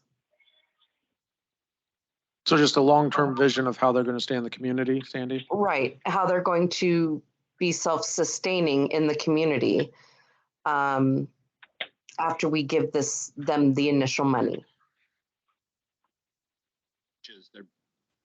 Sandy, just so I can clarify, this is Counselor Lasowski. Are you wanting maybe a mapping of their business plan and how they're structured to sustain themselves year over year based on what their head count is per facility? Well, I think that would be a great start, yes. Because you would want to make sure that by giving them, the money could go to a number of nonprofits or something within the community. But my concern is with any of the programs we're giving this money to is how are they not going to fail after getting this influx of money? So I think that goes back to the thoughts on, okay, what is the interest? Are they going to have enough interest in our community? Or is the price just too extreme for the people in our community to have their children in this program? It seems to me what I'm hearing is that, well, okay, we're set to give them this money, but I don't see that we have gone through the motions to make sure that it is going to be sustained ongoing after the first year. So I think that, Sandy, in the email to Huel from David Parker with the YMCA, I think some of the things he outlines is what it will take to sustain the program, and that's 30 kids. That's why we're not going to just give the money. We want to find out if they believe they can go forward with it after the survey. The survey is going to find out whether or not there's enough interest at the rate that they charge to do it. Based on everything I hear, I suspect there is. Not out of, because it's a great amount of money. but Depends on the price point. Yeah. Is this similar to what we used to have a program when my kids were young, it's called Latchkey. Mm-hmm. Is this similar to Latchkey? Latchkey was a federally funded program and it had very little expense to the school district or the individuals.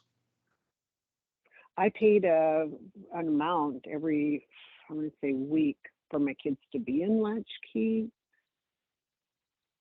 It was prorated based upon income, kind of like free and reduced lunches. And so it was, some people didn't have to pay anything. Other people had to pay more. It was a very successful Okay. program, but very expensive. Yes. So in some ways, this is similar, kind of, to it. Yeah. Yeah, and I think what they have is for reducing financial aid, they have the YMCA open door program for $1,200, and they've set aside $1,200 a month for those who are in need. So they do have some resources for helping parents in need. Mr. Mayor, so Sandy, this is Councilor Miller. In regards to your question, I'm just kind of thinking through this as you were talking. And I don't know that, I mean, we could certainly ask, and I think we should trying to get them to agree to a multi-year term, so to speak. But I think we're going to have problems trying to contractually obligate a nonprofit when they don't really know what things look like going forward to doing a multi-year. A couple of things that come to mind, I'm just throwing these out there for Huel to brainstorm on and potentially talk to them about is if they are buying supplies and there's other capital investments that if they do decide that after year 1 or year 2, they don't want to do this any longer, if we could transfer those assets that they bought to whoever takes over. I just would want that sort of option, just in case there's another provider that would want to do that. So that might be a way to mitigate some of the loss or that investment of the 9,000. I think that's it's a good idea. That's all I have. But also too, it's you kind of got to look at it like it's going to serve a purpose and a good cause for at least a year, right? So that's going to be service of X amount of kids that we'll find out during the survey for over a year. So there is value to that. It's just, at the end of the day, once that survey comes back, I think those are all numbers that are going to inform us on this decision. I'd almost be curious as if we posted something out on ours, just ask the question. I mean, if this was an option for people, how many people would do it? I mean, we seem to get pretty good responses on our city Facebook page and let them do their official survey, but I mean, we're discussing it because we're trying to decide whether or not to fund it.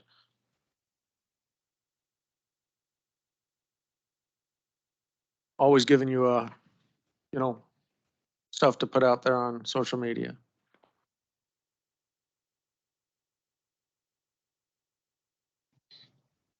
All right, so that one will come back on a agenda item then. All right. Well, do we have to report I back think to it them? was contingent based upon. Well, yeah, it was going to come back on an agenda item. We can't really, we just said that we're going to have a discussion on it tonight. We didn't say we were going to make any approvals or out. Why is it time sensitive then? You did say that Yes. that we approved contingent on the numbers that they received from their. I said we could survey. approve based on their survey. Okay, well, I think we I'd should like. make a proposal like that and add what Tyler said about, And to bring it back on an agenda item. No, I think we wanted to do that tonight. Oh, we want to do that tonight. 'cause I think there's That's what this timing is here. about. Okay. But that, if I could add, Go ahead. I thought the action was to have Huel go back to YMCA saying, can you give us a little bit more on your 30 students so that we can get council approve that 9,000? Well, they don't know that. I think the golden question is how soon they need to know. I mean, how are we supposed to make it? I mean, do they need to know prior to our next council meeting? I mean, Mr. Parker expressed a sense of urgency about being able to make it for fall And do you semester. take that as us needing to have a decision tonight? I ask you because you've had the conversations with him, so not to put you on the spot, but. No, I completely understand, Councilor I Miller. took it. That is how I perceived it. Council President Greisen, did you weigh differently from that meeting? That's how I perceived it. So He knew that July 18th was the day that it was coming and whether it would be approved by council or not to move forward.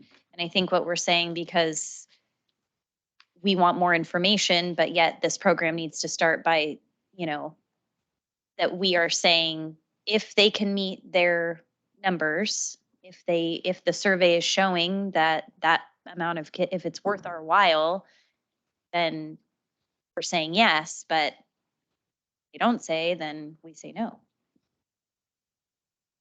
If I may, just one thought, we could approach them and ask if they'd be willing to consider starting after the new year. Would be midway. I didn't get the impression from him that they would really be interested in starting somewhere midway through the semester. And I suspect it has to do with their own planning, their planning process and goals. I think I would rather approve on conditions. And I think we kind of spelled out the conditions that they're going to move forward. So if they say, yeah, we're going to move forward, okay, and B, what was Tyler's? We get to keep the stuff. Oh, Yeah, my direction was basically, or my thoughts are just try to get the best deal you can for the city. I mean, Yeah. you heard what our thoughts are, and it's just if they say pound sand, they say pound sand. But I just want us to at least try to get what we can for the city. And if there's only 22 kids or families, then the answer is no, right? Because that doesn't meet they're going to say, first of all, they're going to say no, not we'll say no. This is primarily a school district thing too. And They will say that it's not. it's a community thing then, and that community goes beyond the city. So I guess I don't see the harm in approving it, contingent on them having a program underway. Once the program's underway, I don't sense any opposition to it from council. And so if we made that contingent upon, once that program is underway, that we would provide the $9,000, and it just seems like a good way to do it. That gives him some assurance that we have support for what they're trying to do, and also the school district.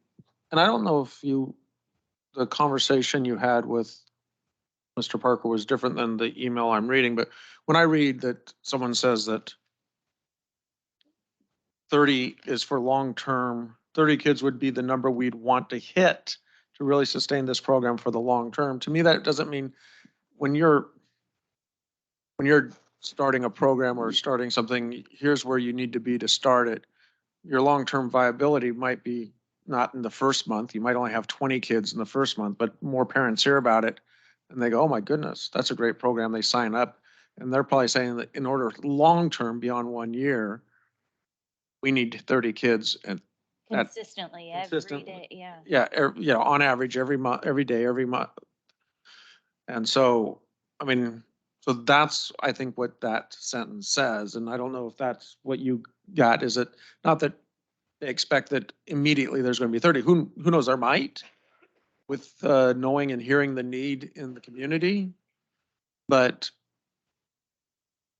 I mean, I read that as that's where we have to hit to really sustain the program long term. So I'm comfortable on the condition they're moving forward, doing the 9,000 and throwing out the caveat that if for any reason it closes within the first 2 years, that the investment is held in trust by either the city or the school district for whoever takes over the next program.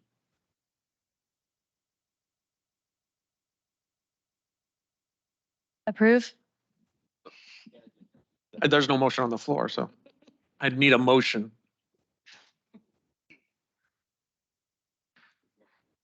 Move what I said.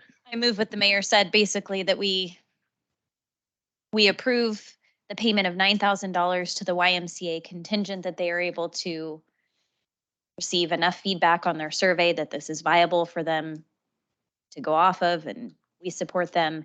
And that if they do not continue within the first 2 years serving our community in an after-school care setting, that the materials purchased in terms of, well, we can't get it all back. A lot are probably Disposable. consumables, but that whatever is there is either left on school property or come back to. That we have first right to refusal on that. Yeah. Because we might not have anything to do with it, and we might not want it, but Yeah. the point is that maybe there's a different provider that we could transfer those to. That's what my mindset was. You got that motion? So from Council President Greisen is a motion to fund $9,000 to the YMCA on condition that after they're doing their survey, that they're willing to move forward with the program. And that the city conditions it to that if for any reason it closes within the first 2 years, the city has the first right of refusal to reallocate whatever the startup equipment is. I mean, the startup equipment, supplies, and materials that's remaining. All right. Hearing a motion from Council President Greisen, is there a second? And a handful of others. I just Thank you. I appreciate it. Second. seconded by Councilor Miller. Is there any further discussion? Seeing none, all those in favor state by saying aye. Opposed? Motion carries. Next item. Well, there are other items to cover. However, there is still a lot of time to discuss this, and I know that it's almost 9 o'clock. So Okay. if it's the decision that, we just simply want to table the rest and we'll come back when we talk about this next, that's perfectly fine. If- I never really expected to get through this entire list. We just Okay. wanted to, there was a request that, we come back to you and say, hey, here's what's left, here's the budget, so that you could get kind of a holistic view of this. I know that we had peeled off individual projects to talk about them in depth. We can always go back to that at some point, but I know that there was a request to see everything that was remaining. Again, never really expecting to get through all of it, and we have time, so want to move on. That's Why don't we move on? Mr. Mayor, Yes. if I may, so this keeps going on and on and on. At what point are we going to, what do we need to do to get us all together and make a decision on this stuff? Because this seems to just be, we need to close this out. That's my opinion. Mr. Mayor. And that's why I wasn't trying to be rude earlier. I was just stating and I don't know if it's going to take us just going through this and saying, I support hearing more, or I don't support hearing more. it would be helpful to us if there were, if you're all in agreement that this is a no, one is a no, that would be helpful to us. We can take it off the list. We can stop researching it, stop putting it back on, that kind of thing. Like we're just simply trying to make sure that we're being thoughtful about including the requests that come in so you can consider them all. If you want to take one off the list, let's take it off the list. I mean, that's part of the process, right? You can't fund everything. So May I ask a question on 3 real quick? Yeah. So Habitat for Humanity asked for 282,035. But under 3A, this is the first time, and maybe I totally missed it. This is the first time that I've seen this. So it looks like for Habitat for Humanity to do what they want to do on that property they also have to upgrade the water line, which has an estimate of 250 to 350,000. Those are two different. Yes, they are. And I can dive into this if you'd like me to.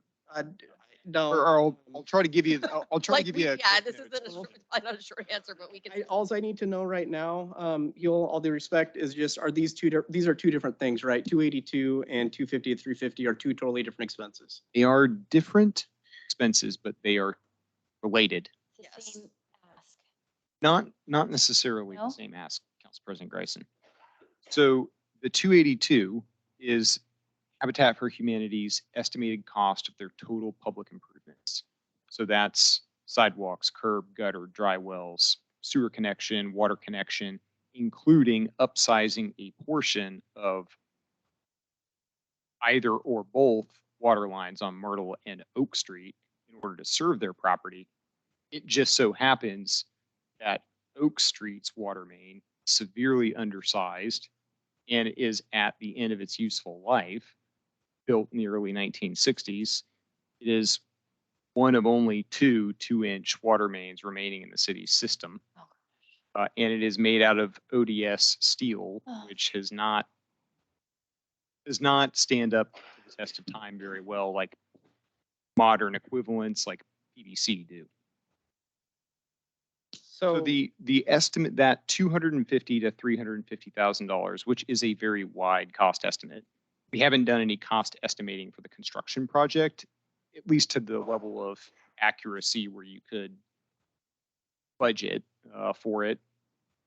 The engineering is more than halfway done for both the Oak Street water main as well as the Myrtle water main. So that would save a substantial amount of cost. It was done by some PSU engineering students as their capstone project. It's been fully surveyed, over 50% plans in the CAD drawings. And so the reason we have this on this list is it is an option that would still benefit Habitat for Humanity should the council decide not to fund the full amount for Habitat for Humanity or not fund it at all. This is an option that would help them. I mean, if they're able to pull water to serve their property from a main that's already correctly sized, obviously their public improvement costs to develop their property would go down. I guess all I need, what I really am looking for right now is the 250, 350 included in their estimated 282,035, where it's different, right? No, it's different. Okay, right. Is that per water line or is that for both water lines, the Myrtle and Oak? Well, the estimate we have from the engineering students back in early 2018 was relatively low on 2018 dollars. Given the current economic context for construction contracting, as well as availability of materials,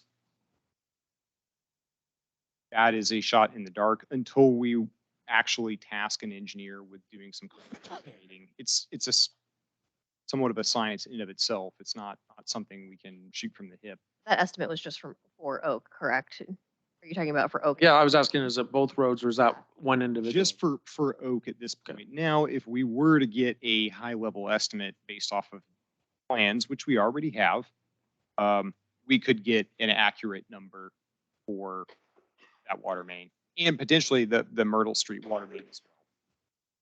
So, and I want to clarify too, we brought this project up as an option because I know that obviously legal counsel had some concerns about funding Habitat for Humanity directly. So we felt that this might be a way, since water projects are allowed or, 100% covered under the guidance, that this could be a way essentially to kind of kill two birds with one stone, right? You're putting in a water line that's severely undersized. It's an allowable use of the funds and it's helping Habitat for Humanity. That's why we put this in here as something for you all to think about. It was just another option that would sort of get at both of those things. Mr. Mayor, Good idea. I'd like to make a motion that council extends the meeting past 9 p.m. Hearing a motion to move the meeting past 9 p.m. Is there a second? Hearing second, any discussion? Seeing none, all those in favor? Aye. Motion carries. I should have voted no. No, just kidding. Doesn't have to be unanimous. Okay. Well, have we talked to Habitat or Alex, have we talked to Habitat with Humanity? Let them know that this would be an option that we would be able to support based on how legal counsel is indicated, and that they were receptive and saying that would be a big help for us to get this lot. No. I This have point, no. not spoken with them at this point. No, we did want to see if there was any interest before we floated says the idea to requested, them. Says they requested it on here. Well, that was the original request from Habitat for Humanity back in October or September of 2021. Is my understanding, staff wanted to get an idea of whether or not you wanted to explore this option before we chatted with Habitat for Humanity about might be possible. I think it's a good idea. I would be in very much support of this, to support Habitat Humanity development of that space. And I think the other thing I will mention is we can work getting some cost estimating on this to a far higher degree of accuracy. Obviously, that's a wide range. You can't make any decisions off of a range that wide. But it's, again, this is a project, at least the Oak Street water main, it needs to be replaced in the next 10 years. It's at the end of its life. And of course, this would benefit, beyond Habitat for Humanity as well. This would be an important city project. It's a severely undersized line. So there would be a lot of benefit here across the board. And so we could, as you've expressed interest, we could of course go gather more information and bring it back, but we did want to make sure it was something you even wanted to entertain before we did that. This will require quite a bit more work to prepare something accurate for you. But I think you want to go to Habitat first and see if they're,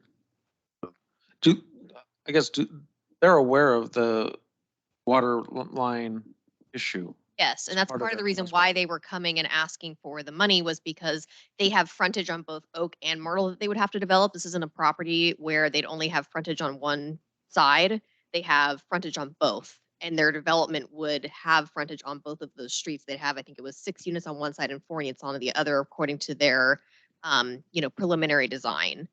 So this would, it would help eliminate some of that cost, and then it would also have citywide benefit, when you're talking about this very undersized old line that would be then replaced. it's likely they would be drawing water off of both water lines. Just so happens that one water line is in a lot worse shape than the other. So I just want to go back to my original question. Can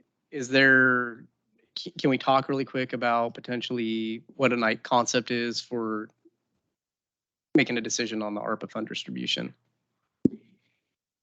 Sure.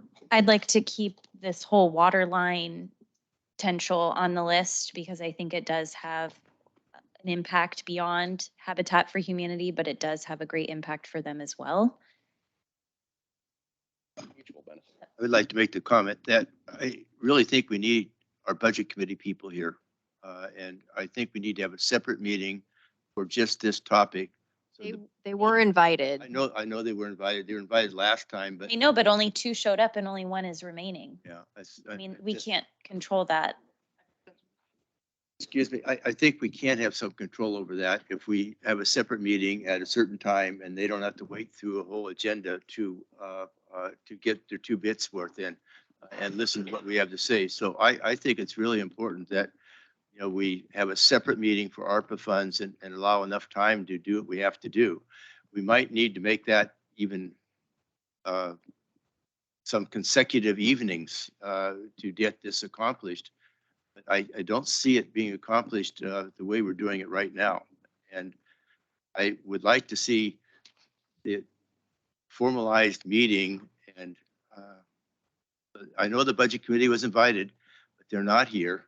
And they would have to wait through the first 4 agenda on the agenda. And I just don't think most people are willing to do that, So I'd like to see a separate meeting with ARPA funds and deal with it separately from the city council agenda.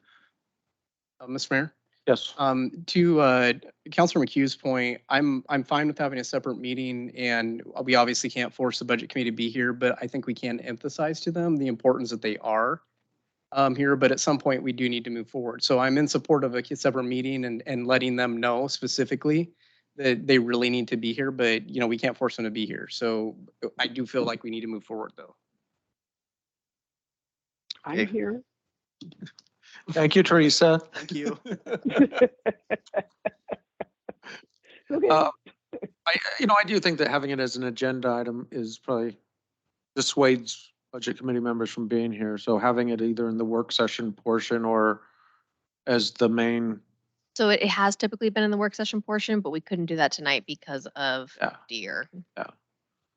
and if we have to start early, 5:30 work session start time, then we can do that.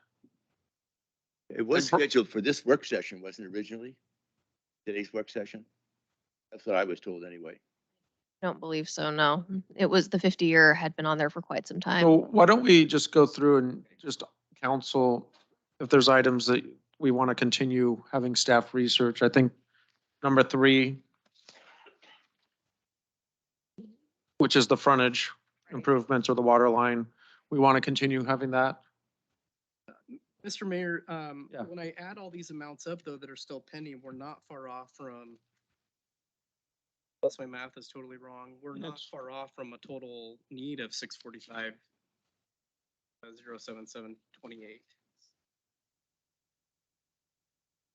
I did total, if the range, if for all of the options, including the one Counselor McHugh brought up this evening, that total ask for everything here is between 775 and about 825,000, just roughly. Does that include on number 3, the Habitat for Humanity, does that include both the 282 and the 250-350? Yes, although I selected somewhere in the middle of that 250 to 350, just for simplicity's sake. Right, but did you add in the 282 on top of that? Okay, There's about $500,000 going to them then, right? You figured it? so, but then you doubled up then, right? This 282, you know what I'm saying? Maybe I did my You would math. only do one or the other, right? So True. that's what I'm getting at though. So actually, if you didn't double up on that, you deducted that, that might be right, essentially, real close, right within that range of remaining funds, even with, and with the addition of council. Close. Yeah, we don't, there's not much difference. These are the final remaining requests that have been received by the city. I haven't had any others to date. We did have, I know there was some discussion at one point with the Salmonberry Academy. I did chat with her a little bit today. There still wasn't a lot of clarification on some of the questions council had asked for. She had been able to get a grant for about $10,500. But I do recall her total request being over 100. I did not have clarity on where the rest of those funds were coming from. It didn't seem like there was still a lot of clarity on some other concerns and questions about the building, not being owned by her. So at this time, I wish I could say I had more information on that, but I don't. So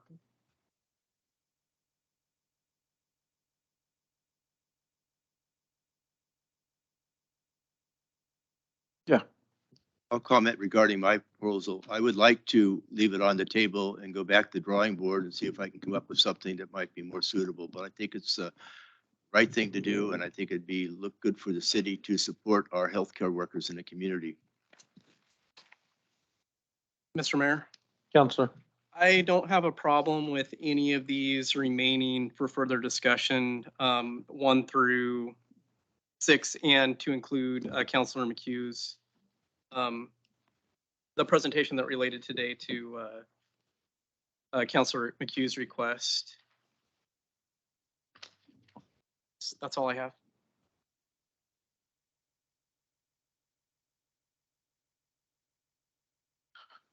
Anyone else have any comments?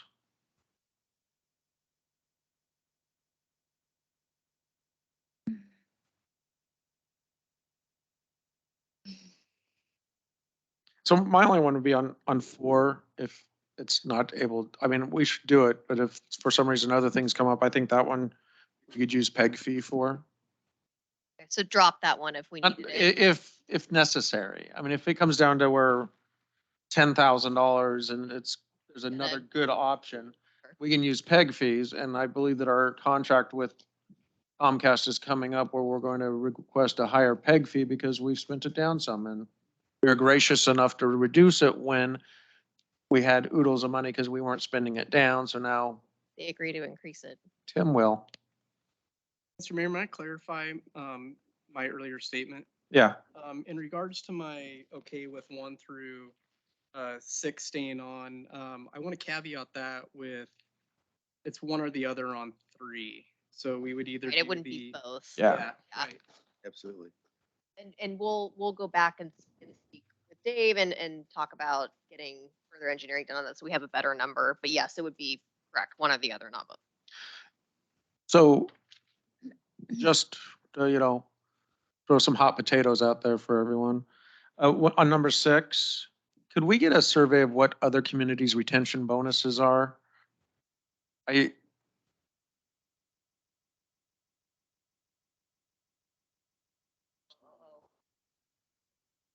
Just because I've heard that, some people will look at the size of that and it, There is a very big asking for. And St. Helens.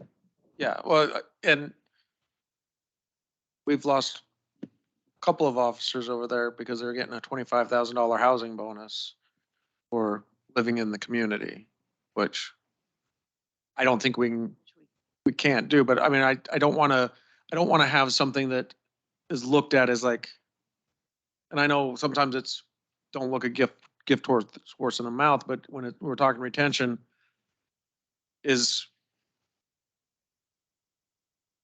$2,500 over 3 years really going to move the needle? And that's a question, that's not just a question for the ARPA funds, but that's really a long-term question. Does that really move the needle? Or is that just makes us feel good that we're doing something, but it's not really doing anything? Mr. Mayor, can I add Yeah. to what you're saying there? So my position on this would be that we do what we can, but we do have the council role to do the assessment, to do the assessment for the police department. So that will provide us another opportunity to review those different options related to police department compensation and just, staffing and everything, really.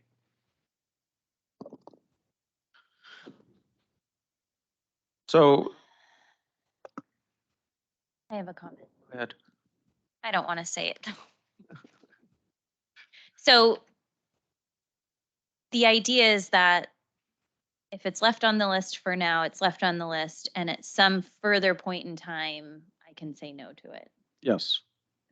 You can always, And I don't, when the motion is made, and I don't need to make my feelings known now. I about it. would, no. not that I'm understanding, no, and based on what's obviously happened tonight, the IMCA, obviously with caveats, was approved.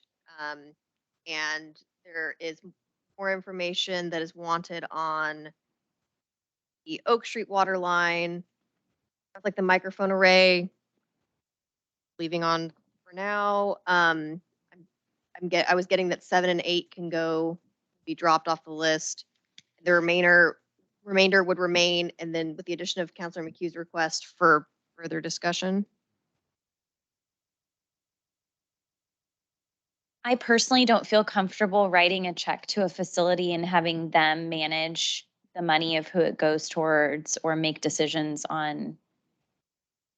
And then the other idea is I would hope that $100 would feel, like grateful, but also like it could be a slap in the face. Like, you gave me $100. Like, I have a couple different feelings towards it, but my main concern is the logistics of really knowing how many and if they still work there, and if they have contact with these people. Are they just writing a check and saying this is from the city of Scappoose, or like there's just $100 check? I mean, I suppose you could always put parameters around it. Yeah. They had to have worked there during X amount or X dates. Mhm. They need to still be employed. I think you could put parameters on it. But again, I mean, that's not to I would, one way or the I other. would want a further discussion on parameters, because if they work there during that time, but they also quit, like, and stay,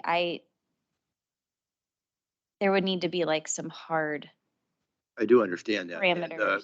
And I think what I'm trying to make is I'd like to see some way of supporting those people with these funds, because I can't think of anybody more deserving. It might not be real clean, but there might be other ways we can do that to acknowledge what they've done and somehow show the support that I think they deserve. And I thought that would work, and I still do. And actually, we're talking about it like it's in the past, but it's still going on there.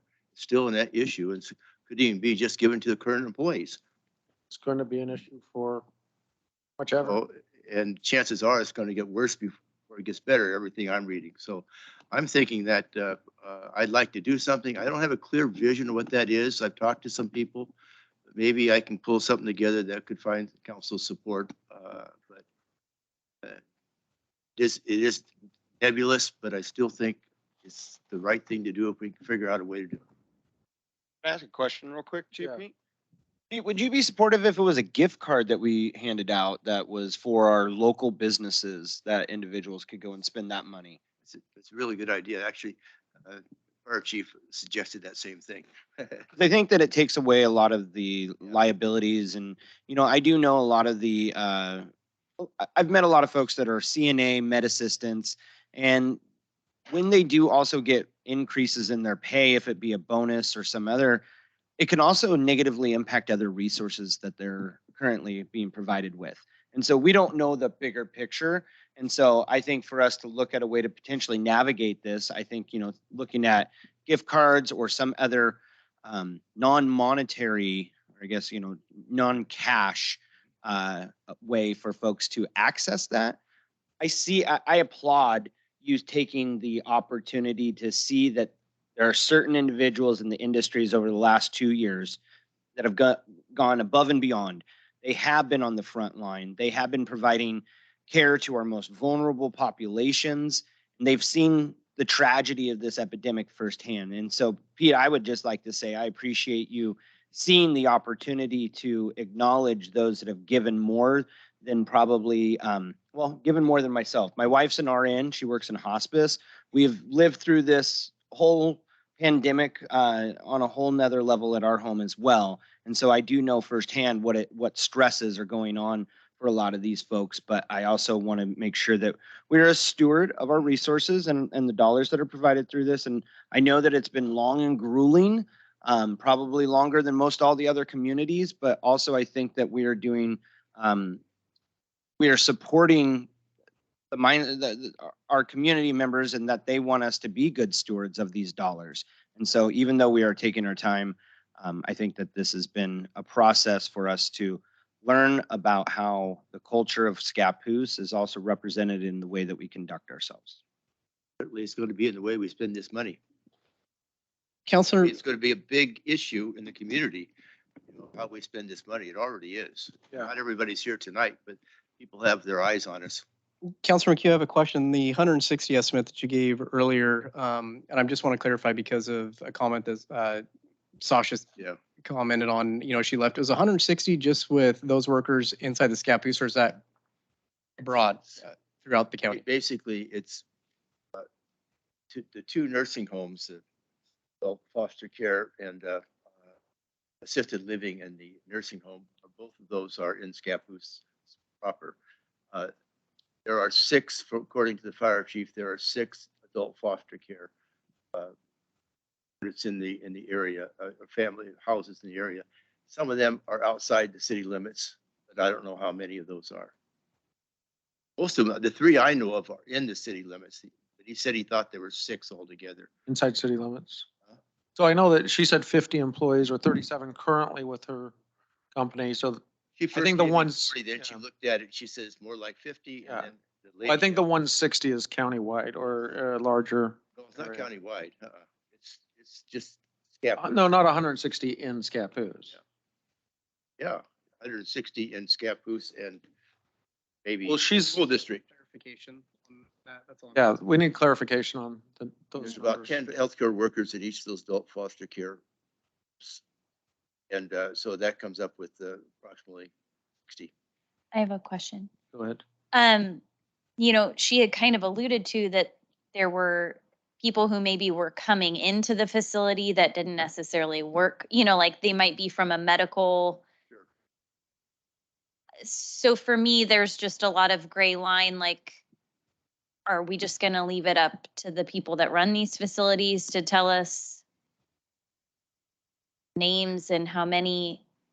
I completely echo Counselor Lasowski's sentiments towards Counselor McHugh and his empathy for this group of people. But for me, I'm just having a hard time quantifying like Well, I mean, once in a way, there's a little bit of, Someone's gonna get Question. left out. It's gonna happen. And then it's like, well, I didn't get my $100. I didn't Since they're get, still dealing with it, be current in place. Yeah. That'd be easy. I think those are all parameters that we would have Yeah. to determine as we move forward. but It's these just are something things we that choose to somebody's do. gonna have to use their staff time to research. I mean, I just see her writing down a million things over there and it just seems like we need to be a little more straightforward, I think. understand the money might not be the best way. I want to recognize him in some manner, whether we use these funds or personal funds, I don't care. so why don't we just end in this part of it with it's still on the list. We're going to get some more information. It's going to come back. So questions on 7, senior center, not recommending funds for assistant senior, but we're paving the road on Dutch Canyon. Off. Question on the senior center. Alex, I thought that was coming from our regular budget. It It did. did. Correct. So they got 5,000 for the grant. They got 15,000 from the regular budget. So they got 20,000 total from the city in support, plus all the money that's going into the road. So So what's this one on the, So we were saying that there had been, at one point, there had been talk about giving them ARPA funds, and we were saying that, that Peter had not recommended it because they couldn't demonstrate revenue loss. And so we were saying that that particular item would come off the list for ARPA, but they have been given funds from the regular budget. so it's no longer on there then, right? Right. So we were saying that we could remove it, but we've made sure to help them out with another source of funds. Got it. Thank you.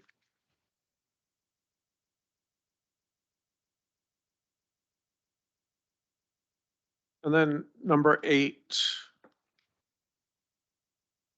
Leave it on. Mhm. Number 8. Pickleball court and Chapman Landing improvements. It was my understanding that we were waiting for the update on the parks master plan to make any sort of decisions on large amenities. But that was, That's what was this, I think that's what we had talked about. There's a possibility we could identify those and put some funds toward those items that could be used when the park master plan is created. And so if we're waiting on the park master plan, which personally I don't think we need to do, but we did vote for that. We voted to move forward with the park master plan, I believe. Right, but we voted not to expend any extra money on parks during so that plan is finished. Did we make that vote? Yeah, for large capital. For large capital, not Not large, that we to me, wouldn't- large capital would be building a new park. Right. Not that we wouldn't do Or- anything or necessarily per se, pickleball but court. That was what came up. I mean, that could be, I mean, you could add, I mean, there's a difference between large capital and adding amenities to But different parks. I think at this juncture too, and correct me if I'm wrong, obviously I know Peter's not here, but I believe his concern was that parks weren't eligible under the guidance. So that was more his, I think, concern more so than type of amenity it was. So, and I know that, I mean, I don't know what the Chapman Park, I think Chapman Landing, there were some potentials like safety improvements that could be done right away. And we did put up signage and do some other things about the concrete pad. Yes. Okay. Been done. Peter's Well, and- letter basically said, Peter's letter basically said that he didn't recommend put it on ball fields, but he did say that things like trails and that kind of thing would, he was saying that was inappropriate. As I understood his letter, just read it again a couple of days ago. But he left that open, and that would be part of what we're doing at Chapman Landing. And Teresa, Yes, did you have something? I did. Okay. I would like to know how much were we talking about for a pickleball court? I mean, I can think of other ways to spend the money besides on a pickleball court. In terms of cost estimating, I think I would follow the same logic here as with the water line discussion. There would need to be at least some understanding of civil site improvements, that's like what grading and all that stuff that you would need to do, maybe a little bit of survey. So I don't want to throw a number out from my hip. So, and I know that Peter is very strictly conservative on his viewpoints. And I just want to remind, when I was at the US Conference of Mayors, I spoke directly with someone from the Department of Treasury who reiterated that the Department of Treasury recognizes the first $10 million any community gets as replacement funds, which broadens what you can spend it on. And the likelihood of somebody coming back upon us because they're not even going to look at it because they consider it, even if we didn't lose any money, which I don't think we really had any money to release, they're saying the first 10 million, no matter what. So they're saying for smaller cities, not to be as concerned about it. But I get Peter Well, because that's his job. We pay him to do that. Yes, Well, Teresa? The tennis That came from the courts, I live Treasury, close- somebody from the Treasury Department's mouth. Okay. You But just I won't live put it in close to writing. the tennis, I can't hear the you. Speak tennis into the court. microphone. Scott, can you hear me now? Yeah. Okay. I live close to the tennis courts and those don't get used that much. So why are we looking at a pickleball court? I mean, I've seen some people there. I think they were doing pickleball, whatever it is, the other day. So why? I mean, out of all of this, that's the one thing I'm sitting here scratching my head over. Teresa, the Parks and Rec Committee has actually done some outreach with the community abroad and looking at amenities that would be that the citizens would like to see incorporated. And the pickleball is actually one of the amenities that was well received, and the responses were provided from citizens. And so the choice there, I think, is a reflection of what people have indicated that they want. Okay, well, I'll still be interested to see what the dollar amount is. Yeah, it's probably a bigger number than people think it is. I mean, Yeah. I'll be honest, you know, we've talked about the location at Veterans Park, then half the time people say the overflow parking is so full, I don't see how a pickleball court would go. I mean, I think like if someone wants to see pickleball, the most bang for their buck at the least amount of cost would just be adding it to the tennis courts. It's a very simple, they do it in a lot of communities. I'm not trying to like put a Band-Aid on this, but like if people really want to see pickleball, then let's use what we have. But I don't think we have necessarily the space that people think we have in a current park. Mm-hmm. But these are all my opinions. So obviously this is a discussion that has to continue. We need a ton more information. Yeah. You know, on what I that agree. looks like. However, because we need so much more information and because we don't have accurate numbers, that's why this does coincide with the updated Parks and Recreation Plan. The latest on the pickleball Okay. courts was that they would it doesn't work at Veterans Park. I think that's been pretty much agreed to. The space is already spoken for there.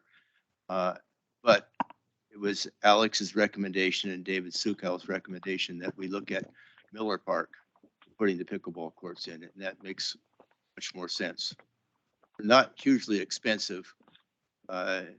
Basically, you get 3 pickleball courts on 1 tennis court, so it's about what you're looking at, about $100,000 or a little more. Or can they be put on the overflow parking at Chief Comcomly, where that dangerous basketball hoop is? Yeah, I thought. Only because it's next to a curb. So the question is, do we leave 8 on there for now? That was the question. Are we taking off? I know we said 7's off. Are we taking off 8? I'm for taking 8 off. Me too.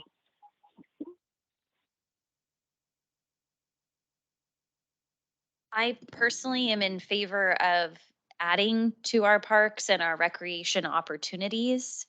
I personally am not in favor of jumping into committing to a pickleball court without some sort of a larger picture. I mean, if there had been, you know, we talk about loud voices and, you know, small numbers, big noise, right? Like, what if it had been something else? Or what if you know, I don't think we have the big picture yet, and that's why I'm hesitant to move forward. Wasowski. Knew I'd do it one time. I agree that I don't think that we have enough clarity on where the pickleball court amenity would be housed. And so I am hesitant in making the determination that we release funds for that particular project. In regards to the Chapman landing portion and increasing with potential amenities to access or other safety amenities, I think that that work will be ongoing. So I agree that if, as a collective, we don't necessarily want to continue to pursue with this particular funding project, I would be okay to remove them from the listing at this time. Personally, I think they should stay, and the reason is that I think the discussion on pickleball courts can extend into the next year. And if we can, and I think they were highly supported by the Park and Rec Committee in their survey, and I don't think we should ignore that. I think if we can put them on there, and if nothing else, if we could do it if you want to call it a capital expense. Technically, I guess it is a capital expense, but there's a sliding scale there too. And so I would like to see it, if nothing else, something we would fund in the future. I think we have till 2024 to spend this money, and hopefully we'll have something on the table that we can look at by that time. Mr. Mayor, Go ahead. Huel, can you clarify the date of when this money needs to be spent? Everything needs to be obligated by the end of 2024, and everything needs to be expended by the end of 2026. So leave it on the list. Yeah, leave it on the list. I agree. Doesn't mean we have to talk about it in the next year, you know, Always at the end of the line. right? Yeah. Do we have to talk about it? No. We can leave it on the list and, just see where it fits when we after we allocate the other money, but I don't think it should be taken off. Yeah. Okay. So I think we're ready to move forward to announcements. Calendar. Our next city council meeting is on Monday, August 1st, work session at 6 PM, city council meeting at 7 PM. August 50-year stakeholder advisory meetings are on the 9th and the 30th. August EDC, Economic Development Committee meeting is at noon, Parks and Rec Committee meeting at 6 PM. Planning Commission meeting is on the 25th at 7 PM. In August, every Friday, movies in the park, right out here in Heritage Park. And on Saturdays, we have farmer's market, 9 AM to 2 PM. Don't have a noise permit to go to 2 AM. Alex, do you have anything? Mayor and council, we've been contacted by Columbia County, and they were inquiring about whether or not you all would be interested in resuming city county dinners that are held every quarter. I think there was some of those held before the pandemic, and then they stopped. So just if there's any interest in resuming those, you can email me later. You don't have to answer right now, but just let me know so we can tell them what you'd prefer. Other than that, obviously we have the new chief on. He's been doing a great job and getting comfortable here. I think he's getting along well with staff, and same with the new finance administrator. So going well, and I just wanted to say thanks to both of them, and that we're happy to have them. Thank you, Alex. My only comment on that, and I'll email it to you too, is that if they're just patting ourselves on the back and nothing gets done, and we're not organizing the county to lobby or to the state, then it's a waste of time. We have to remember that we no longer have State Senator Betsy Johnson down there. So this county needs to start thinking about how it approaches it and advocates for its needs. And we were able to depend on Betsy Johnson for all these years, so it made it where it's needed. But if it's just going to be updates and patting people on the back and telling everyone, those updates turn people off and they get in the way of business. So that's my opinion. Chief, you have anything? Good Good evening. How are you guys? So unfortunately, I had staff out for different personal reasons last week, so I don't have a lot of information, but what I can tell you is that when we hired one officer, she starts August 1st. We have one recruit, it's in the medical and psychological stage, so by the end of the week or early next week, I should know whether or not he's good to go. So then we might have two starting right at the same time. I have two in backgrounds. One is almost done, but he's away on military leave. So that'll be done in a couple of weeks. And then the other one is in the initial. We also conducted initial interviews for the lieutenant position. Two good candidates. They'll be here in person the first week in August, I think, settled on. And then, as the mayor said, the community event, the Friday night movies, we're going to be present each night cooking hot dogs and hamburgers. It'll be a good way for me to get out there and introduce myself as well as our new officers. So that's what we have planned for the month of August, and that's pretty much all I have. Thank you. Ms. Miller. I promise. Chief, thank you. Way to, jump right in there and start taking care of business, right? So I do have 3 different items to go over. I'm going to make this quick. I do know that we're late here. So first, the Columbia County Fair starts on this Wednesday, July 20th, and continues through Sunday, July 24th. I know firsthand from being a 4-H kid that the 4-H kids put a lot of effort into their. I already got my bracelet for being a Awesome. leader. Yes. And yeah, you know how it goes, don't you? We were there Yeah. today. Yeah. So having been drugged through the field a few times, shown my steer, it's important that everybody goes and shows these kids, their support, the support of the community.